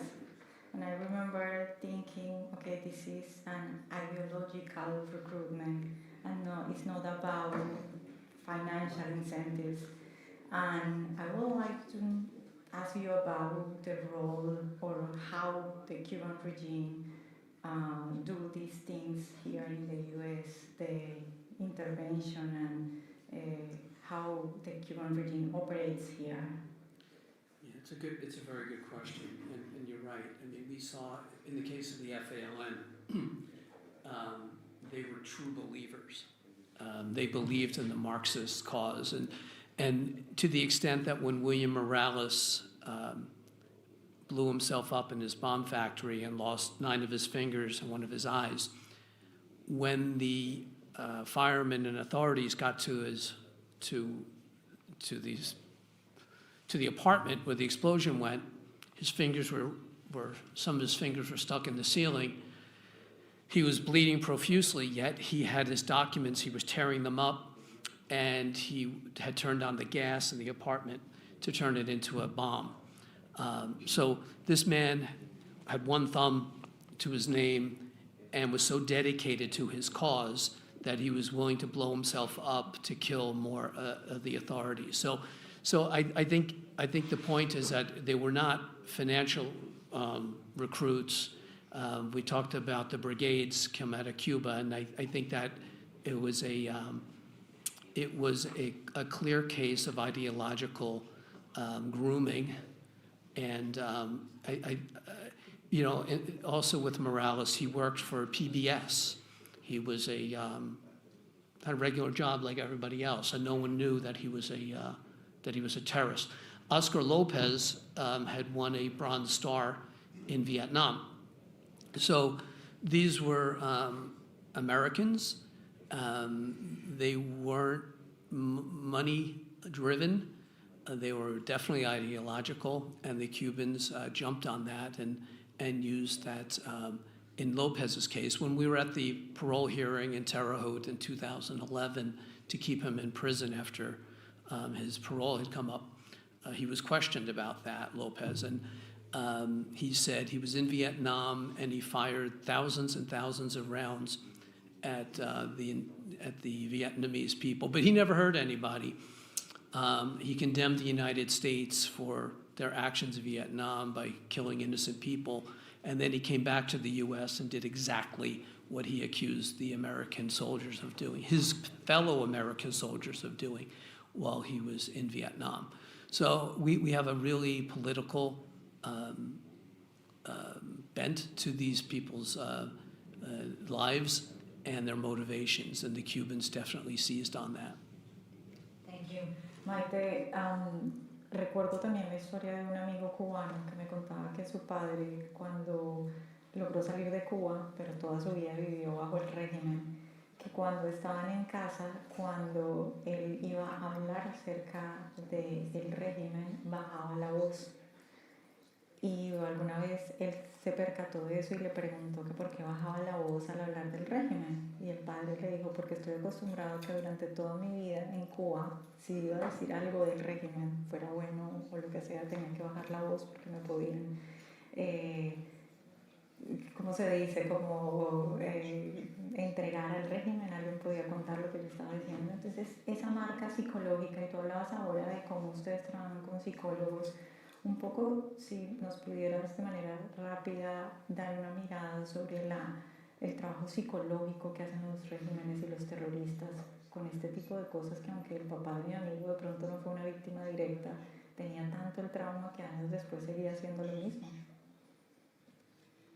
Sí, al final las secuelas psicológicas se quedan de por vida. Entonces, las víctimas del terrorismo, pues muchas veces sentimos mucho miedo. Tenemos cuidado a la hora de hablar qué decimos, ¿no? Tenemos cuidado. Yo todavía en algunas reuniones que tengo con víctimas del terrorismo, que quedamos a lo mejor en una cafetería o en un sitio, si pertenecen a fuerzas y cuerpos de seguridad del Estado que han sido víctimas del terrorismo, tienen que estar siempre de frente a las entradas y salidas del sitio donde estamos, para tener como vigilado y controlado todo. O sea, ese miedo te queda de ir muchas veces mirando para atrás. Hay muchos policías españoles y guardias civiles españoles que todavía, como a muchos de ellos se les asesinaba poniéndoles bombas, lapa, o sea, debajo del coche, que se activaban algunas veces cuando daban al contacto con la llave, o otras veces cuando hacían un movimiento brusco, un frenazo. Entonces, todavía quedan esas víctimas que muchas veces al dar al contacto del coche todavía se asustan, ¿no? Ellos lo que hacían era, antes de montarse todos en el coche, cada día le tocaba a uno montarse en el coche, entonces daba el contacto, si no saltaba por los aires, aceleraba y frenaba, y si no pasaba nada, entonces ya se montaban los demás en el coche. Ese miedo te queda de por vida. El miedo de estar vigilando a ver si alguien te está viendo, te está oyendo. Generalmente nos pone muy nerviosos las multitudes, ¿no? Al final tú creces en un ambiente, crees que estás protegido por todo y te das cuenta de pronto que no, que en cualquier momento acaban contigo. Entonces, esas secuelas son de por vida. Yo siempre digo que los terroristas, los delitos de los terroristas prescriben, pero la condición de víctima del terrorismo, por desgracia, no prescribe nunca. Moriremos siendo víctimas del terrorismo. Gracias, Matías, rápidamente, hace poco alguien acá en DC, que obviamente no estoy de acuerdo con esa apreciación, pero me parece que es un comentario que he escuchado ya varias veces, me dijo: Cuba ya es como un cadáver político, no deberían prestarle tanta atención. Para esa gente que cree que de pronto Cuba ya no tiene tanta influencia, rápidamente, en modo de conclusión, ¿qué les dirías? Déjame que primero diga una cosa. Me ha dicho Rosa María Payá que su intervención aquí ha sido como directora de la Fundación para la Democracia Panamericana y no como comisionada, ¿vale? O sea, que es esa... me parece una pregunta buenísima, porque creo que el gran error estratégico que hemos cometido durante muchísimos años es minusvalorar el poder de Cuba y la capacidad de influencia que Cuba ha tenido en nuestras democracias, ¿no? Cuba, lo decía Rosa María, ¿no? Esto que es la cabeza del pulpo, pero no por su capacidad económica, no por su capacidad militar, sino por su capacidad de inteligencia. Los cubanos han sabido desarrollar y penetrar nuestras democracias poniéndonos en serio riesgo. Y yo creo que uno de los grandes riesgos que tiene las distintas democracias occidentales es precisamente Cuba. Antes, en la gran parte de la intervención, la he dedicado a hablar de ETA, pero la he dedicado a hablar de las conexiones entre ETA y Cuba. Esto significa que la gran amenaza que España ha tenido durante sus 50 años de democracia tiene acento cubano. La penetración de Cuba en la academia norteamericana, universidades, el Departamento de Estado, el Departamento de Defensa, no se puede minusvalorar. Solo vemos lo que es la punta del iceberg, pero eso significa que hay mucho más debajo. Entonces, Cuba es central y a estas alturas minusvalorarlo sería un error gravísimo, una irresponsabilidad tremenda. Se te olvidó decir algo, medios de comunicación. Medios de comunicación. Compran periodistas a lo largo y ancho del continente como no te imaginas. Y uno ya casi que empieza a decir, uy, esto está muy raro, ¿por qué está diciendo esto? Pero eso es una parte fundamental de cómo ellos crean sus narrativas y mantienen sus narrativas. Francisco, rápidamente, porque creo que nos estamos quedando sin tiempo.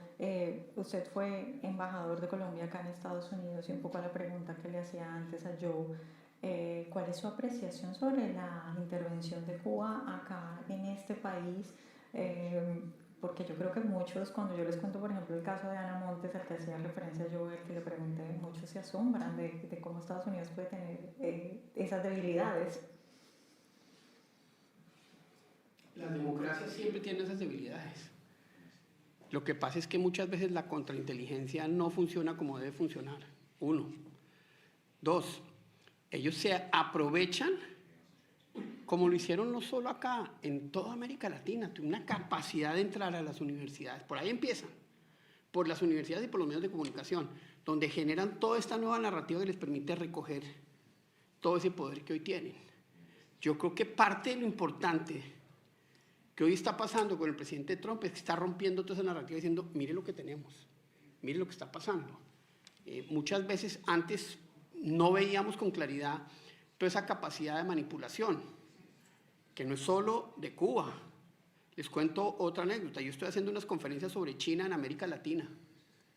No he encontrado el primer académico independiente. Todos tienen la línea china, todos. Y uno dice, wow, y uno empieza a mirar para atrás. Y fue que ellos empezaron, los chinos llevan 20 años trabajando, todo ese, digamos, toda esa academia. Los cubanos han hecho lo mismo durante los pasados 60 años. Entonces tienen todas esas conexiones que les facilita manejar narrativas, manejar medios, manejar opinión pública y obviamente penetrar agencias de inteligencia, penetrar todo tipo de organizaciones del Estado. Y por eso lo que tú dices es tan importante. No subestimemos a Cuba, no subestimemos a Cuba. Y sí, lo de Venezuela es muy importante, pero si Venezuela, listo, acaba, llega María Corina, una maravilla la democracia, y Cuba sigue en lo mismo, no hemos hecho nada. No matamos la cabeza de la hidra. Okay, thank you all for being here and thank you all for sharing your story.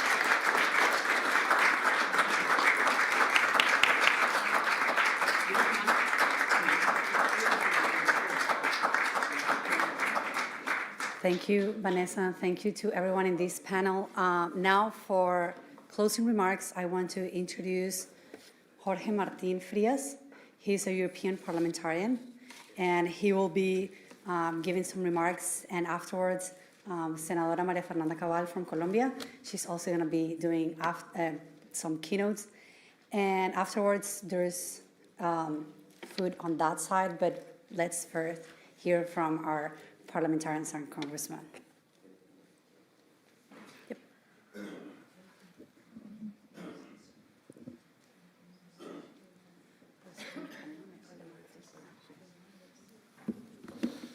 Bueno, muchas gracias a todos y buenos días en primer lugar.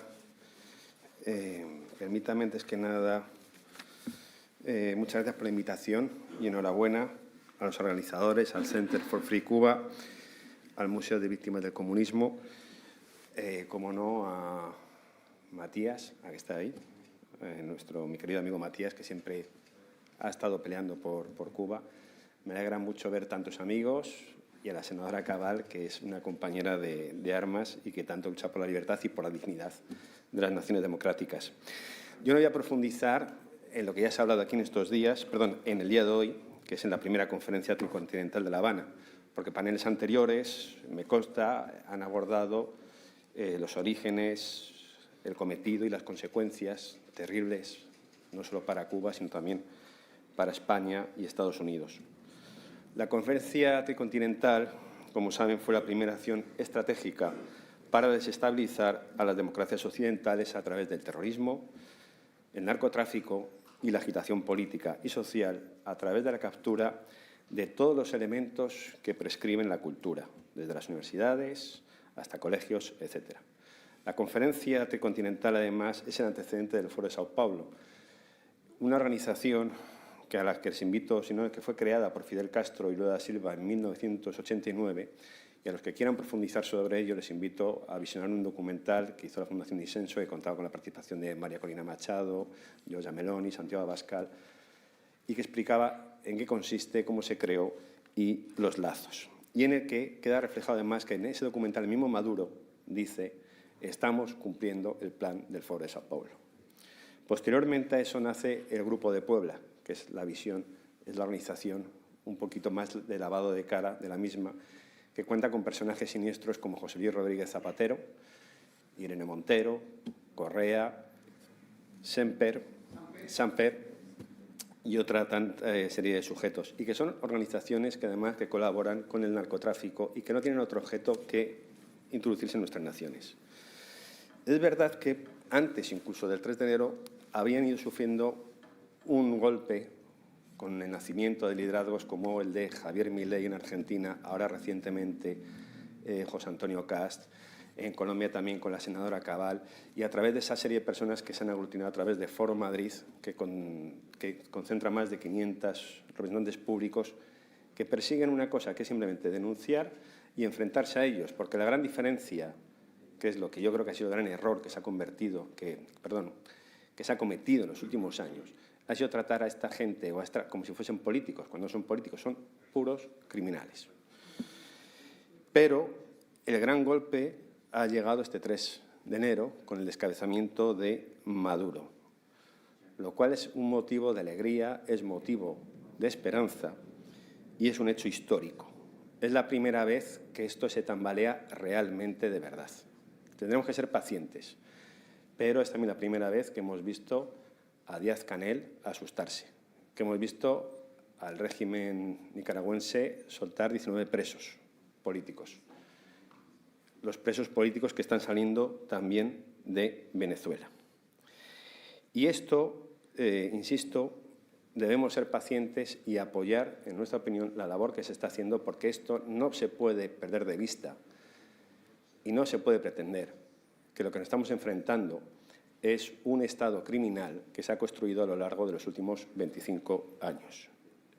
Y por eso yo creo que el plan de administración de estabilidad, recuperación y transición dará sus frutos y tendremos que verlo. Pero, además de ser pacientes y apoyar eso, sí que creo que lo que nos corresponde y que no debemos olvidar es que se han valido del derecho, denominado derecho internacional, para gozar de impunidad, para introducirse en organismos supranacionales y que en muchos casos han sido financiados con dinero de los contribuyentes. En este caso particular, de los contribuyentes europeos, que yo como diputado es lo que sobre todo más tenemos estudiado. Para lo que no lo sepan de ustedes, por ejemplo, en la Comisión Europea, la alta representante de la Unión Europea, la señora Mogherini, que fue la principal impulsora del Acuerdo de Diálogo Político y Cooperación entre Cuba y la Unión Europea, definía a Cuba como una democracia de partido único. Luego, tanto el señor Borrell como la señora Kallas han seguido la misma línea, hasta el punto de que en los últimos años la Comisión Europea, desde el 16 hasta la fecha, ha destinado más de 500 millones de euros a Venezuela. En el caso de Cuba, entre el 14 y el 27, lo que está programado, se va a destinar más de 125 millones de euros. De estos millones de euros no hay ningún tipo de trazabilidad. Y nosotros lo que estamos intentando sobre todo es que los propios contribuyentes europeos sepan que se está utilizando este dinero para financiar regímenes corruptos y criminales. Y por eso creo que lo que es muy importante es que acompañemos todos en esta acción y también no dejemos de denunciar el papel de la Comisión Europea de Populares Socialistas para que corten esa financiación. Porque si hasta la fecha se ha podido mantener esto, ha sido a través de la complicidad de determinados organismos supranacionales. Y esto que pasa aquí, pasa también en Colombia y pasa en otra serie de naciones. Por eso, nosotros les animo a que a todos ustedes, allí donde estén, lo denuncien, porque insisto que hay que acabar con esto. Y nosotros, por nuestra parte, les garantizo que vamos a seguir denunciándolo en todos y cada uno de los rincones del planeta con nuestros amigos y aliados. Y les animo a que no dejen de seguir. Matías, muchas gracias por todo y muchas gracias a la organización.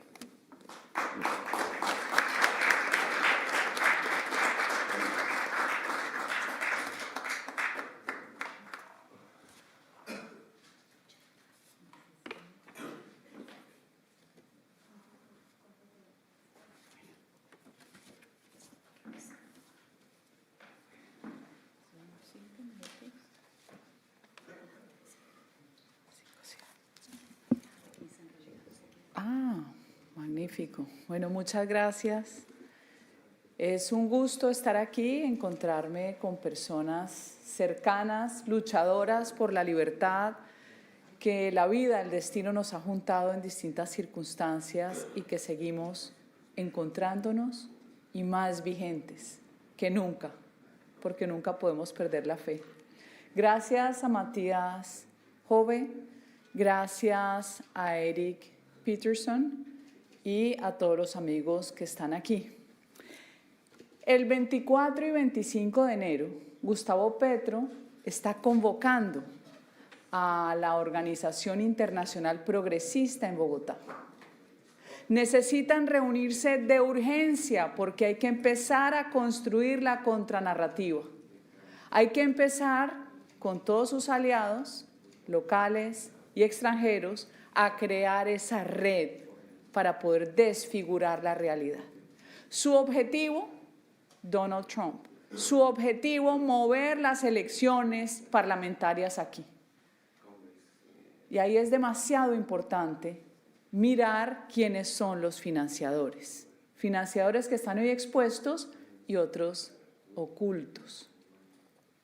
Pero hablemos de esas redes y hablemos de por qué nos han ganado los espacios, si esto es el bien y el mal, y ellos son el mal.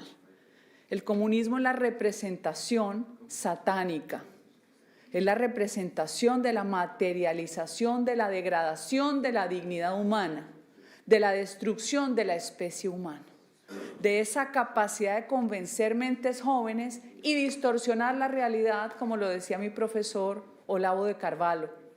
María Fernanda, eso se llama inversión revolucionaria. Tienen la capacidad de invertir la realidad.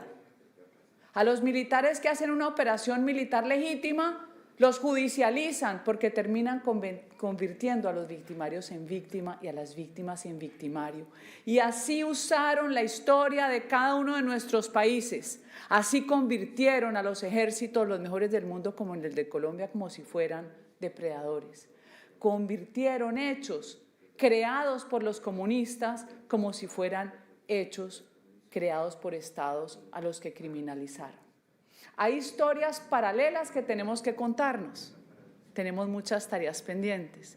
He estado sentada con abogados defensores de militares e historiadores de Guatemala, de Perú y de Colombia. Tenemos que escribir las historias paralelas de los mitos de la izquierda, porque los colectivistas solo construyen mitos y leyendas, pero son tan efectivos que logran cambiar la realidad y distorsionar. Por eso he hablado en tantas ocasiones de esa disputa entre historia y memoria. La historia se basa sobre fuentes fidedignas. Yo puedo saber dónde nació usted con la partida de nacimiento. Puedo saber dónde murió su abuelo. Puedo saber hechos que se sucedieron si las fuentes existen. Un desplazamiento en un batallón del ejército, un acto violento que esté recogido por las entidades del Estado y por la prensa. Si existe la fuente y además el rigor del historiógrafo, usted puede reconstruir la historia. Pero ¿por qué a la izquierda no le gusta la historia? Porque necesitan la memoria, maleable, manipulable, como una plastilina. Porque la memoria es mitos y leyendas no probados, pero que la propaganda sellan como si fuera una verdad absoluta. Alguna vez le dije a un periodista que no es enemigo, es amigo, pero que tiene el vicio de repetir las mentiras de la propaganda de izquierda. Y le dije yo, usted tiene cemento en el cerebro. Y eso le pareció una ofensa a toda la red mediática, incluso una ofensa a personas afines a uno. No, no es una ofensa. Cemento en el cerebro son ideas fijas. Son las ideas con las que no se puede controvertir, ni siquiera teniendo la fuerza de las fuentes de información que tienen la razón. ¿Contra qué tenemos que luchar? Contra la propaganda efectista de una izquierda que transforma las mentes de incautos y de frágiles, y tenemos que luchar con mucho valor civil contra la derecha cobarde que les ha permitido llegar hasta aquí. si no fuera por esos espacios que se le da a esos buenistas, a esos que se creen que si se confronta o si se desenmascara, está uno siendo guerrerista y confrontacional, a esos que le permiten los espacios a una izquierda maléfica que además termina lavándole la cara al terrorismo porque no lo condenan, perdemos la democracia, ni siquiera usando armas, perdemos la democracia. Hace un año lancé el libro La democracia en peligro, los tiempos que corren. Es un ensayo que está en audiolibro, está en digital, se lo recomiendo. Yo le voy a mandar al director del instituto el código QR, porque ahí explico cómo después del triunfo de la revolución bolchevique, la Internacional Comunista, con Lenin a la cabeza, ordena internacionalizar la revolución. Esto no comenzó en los 60, señores. Esto comenzó en los años 20, donde se exportaron toda la capacidad propagandística y de espionaje, donde se entrenaron personas de nuestros países de América Latina en Moscú para venir a acciones violentas que después convirtieron en mitos y leyendas, como las bananeras, tan conocida en la historia de Colombia que la repiten los jóvenes como loros. Desde esa época había que destruir al ejército de Colombia. Los 3 autores de una huelga insurreccional donde mataron campesinos, ellos, para confrontar con la fuerza pública, se entrenaron en Moscú en el año 28. Los 3 fueron condenados a 10, 10 y 26 años y los 3 fueron indultados y amnistiados. La historia permanente de un Estado como el de Colombia que prefiere regalar para una tranquilidad temporal impunidad a cambio de una paz que nunca llegó y no llegará mientras no llevemos a juicio a los grandes terroristas y sus áulicos.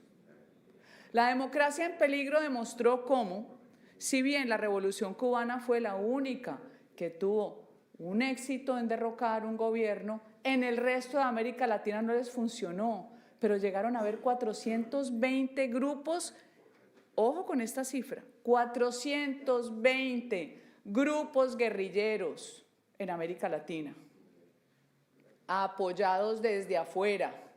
Ese cuento en Colombia del conflicto armado interno es una mentira.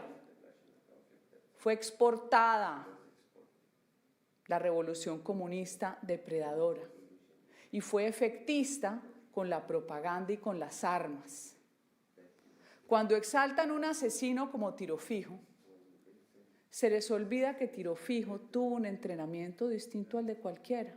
Su primera acción armada fue tomarse un pueblo que se llama Insá, Cauca, asesinar 16 personas donde estaban 4 monjas y los sacerdotes, obviamente, desarmados. Y se ganó su apelativo, su nombre, con el alias de Tiro Fijo porque mató al alcalde con un tiro de precisión aquí en la cabeza. Eso lo vuelven un mito. Les parece magnífico, porque en el mito revolucionario la lucha de clases es el motor. Los malos, que son cualquiera que no sea esa persona pobre que está luchando por una causa justa. Y ahí voy con las causas justas. En ese libro demostramos cómo se construyó toda la red de esa hidra, desde Moscú a Cuba, que ha sido la isla prisión con el mayor número de mujeres presas políticas, y cómo desde Cuba se extendió a toda América, no América Latina. Cómo cambia la financiación cuando cae la Unión Soviética y el muro de Berlín. ¿Cómo cambia la financiación? Por petróleo, porque se crea el Foro de Sao Paulo de la mano de otro bandido que es Lula da Silva, aliado con Fidel Castro, un asesino, psicópata, depredador. Y cómo después, cuando viene la misma crisis de Venezuela, esa financiación cambia hasta hoy por el narcotráfico, que es el que rige los destinos y el futuro de la democracia y la libertad de América Latina. Por eso es tan importante entender que el valor civil nace diciendo las cosas como son, que hay que apelar a la historia por encima de la memoria manipulable y mentirosa que tanto le gusta a la izquierda y a los colectivistas, a todos ellos. Que aquí hay que entender que la combinación de formas de lucha hoy tiene distintas caras. Combinar las formas de lucha ha sido la estrategia más acertada. Usar las causas justas del feminismo, del ambientalismo, del animalismo, de las comunidades negras, de los indígenas. Usar esas causas justas para tribalizar la sociedad es su primera estrategia hoy. Y les funcionó y les sigue funcionando por los incautos que encuentran con temor poder confrontar un mito y una leyenda. Confrontarlo y además desenmascararlo. La mejor acción que hizo Donald Trump fue deshacer ese banco de financiación de los lavacaras del terrorismo que era USAID. USAID se usó en contra de la misma sociedad estadounidense. USAID planteaba cuáles eran las líneas de acción para someter a los países que necesitaban esos recursos. USAID tenía, entre otras, financiadas 52 ONGs en el hoy departamento con su región más violenta de Colombia, que es el Catatumbo, donde Petro tuvo la genial idea de hacer una zona binacional económica, pero para traquetear, como decimos en Colombia, para traficar coca, para traficar armas, para traficar personas y para reclutar niños. 52 ONGs en el Catatumbo es una vergüenza y así están regados por todo Colombia. Pero si nos vamos atrás al origen y a los años 60, desde esa época, y vámonos un poquito más para atrás, mi querido parlamentario Jorge Martín Frías, eurodiputado español, desde la Guerra Civil Española del 36, desde esa época existieron las famosas brigadas de paz, todavía existen en los territorios, existen y llegan con financiación internacional, europea sobre todo, y financiación americana para que no haya ningún proyecto de desarrollo en regiones donde los bandidos tienen el control territorial. ¿Y de dónde viene la teología de la liberación, tan conocida? De los sacerdotes del País Vasco francés que se llamaban los sacerdotes obreros. Llegan al País Vasco español y desde allí nos exportan unas células cancerígenas asesinas, como era el cura Manuel Pérez y otros matones, disfrazados de evangelio, disfrazados usando los salmos de la Biblia. Todo eso nos ha tocado vivirlo.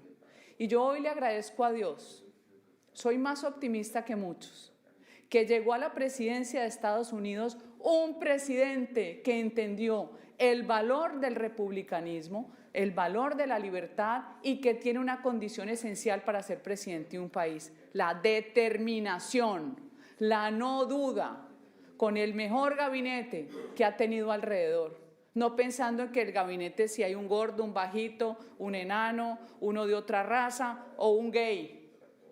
Nada de esas locuras progres. Usted contrata a los mejores, porque los mejores le van a resolver la vida. Hoy Trump ha hecho lo que no hizo ningún país, y ningún mentiroso, y ningún centro de pensamiento, ni ninguna ONG. Hoy se rasgan las vestiduras porque no saben cómo convertir a Maduro en apóstol. Les va a quedar muy difícil, entre otras. Pero no nos podemos descuidar, porque el mal está ahí. Se extrajo a Maduro y a la bandida de la Cilia, que creo que era peor que él. Hay que seguir una transición que no va a ser fácil, porque el Cartel de los Soles es una empresa criminal transnacional, como lo dijo Maybord.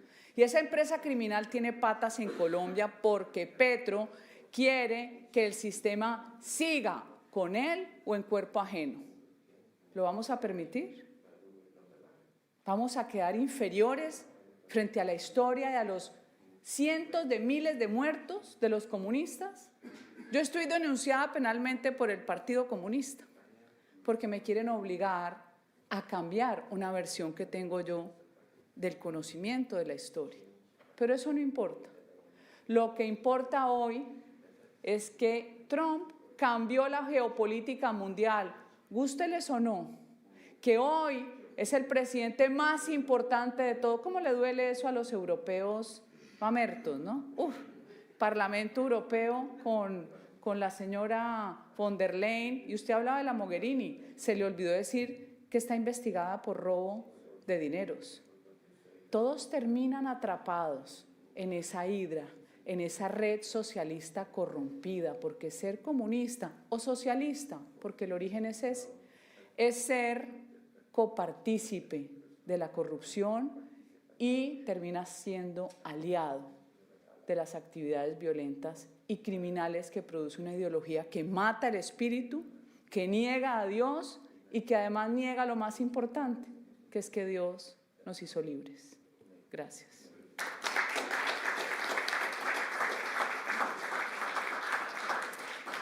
Thank you, everyone, for coming. Now I'm going to open that door, and you can help yourself to great Cuban food.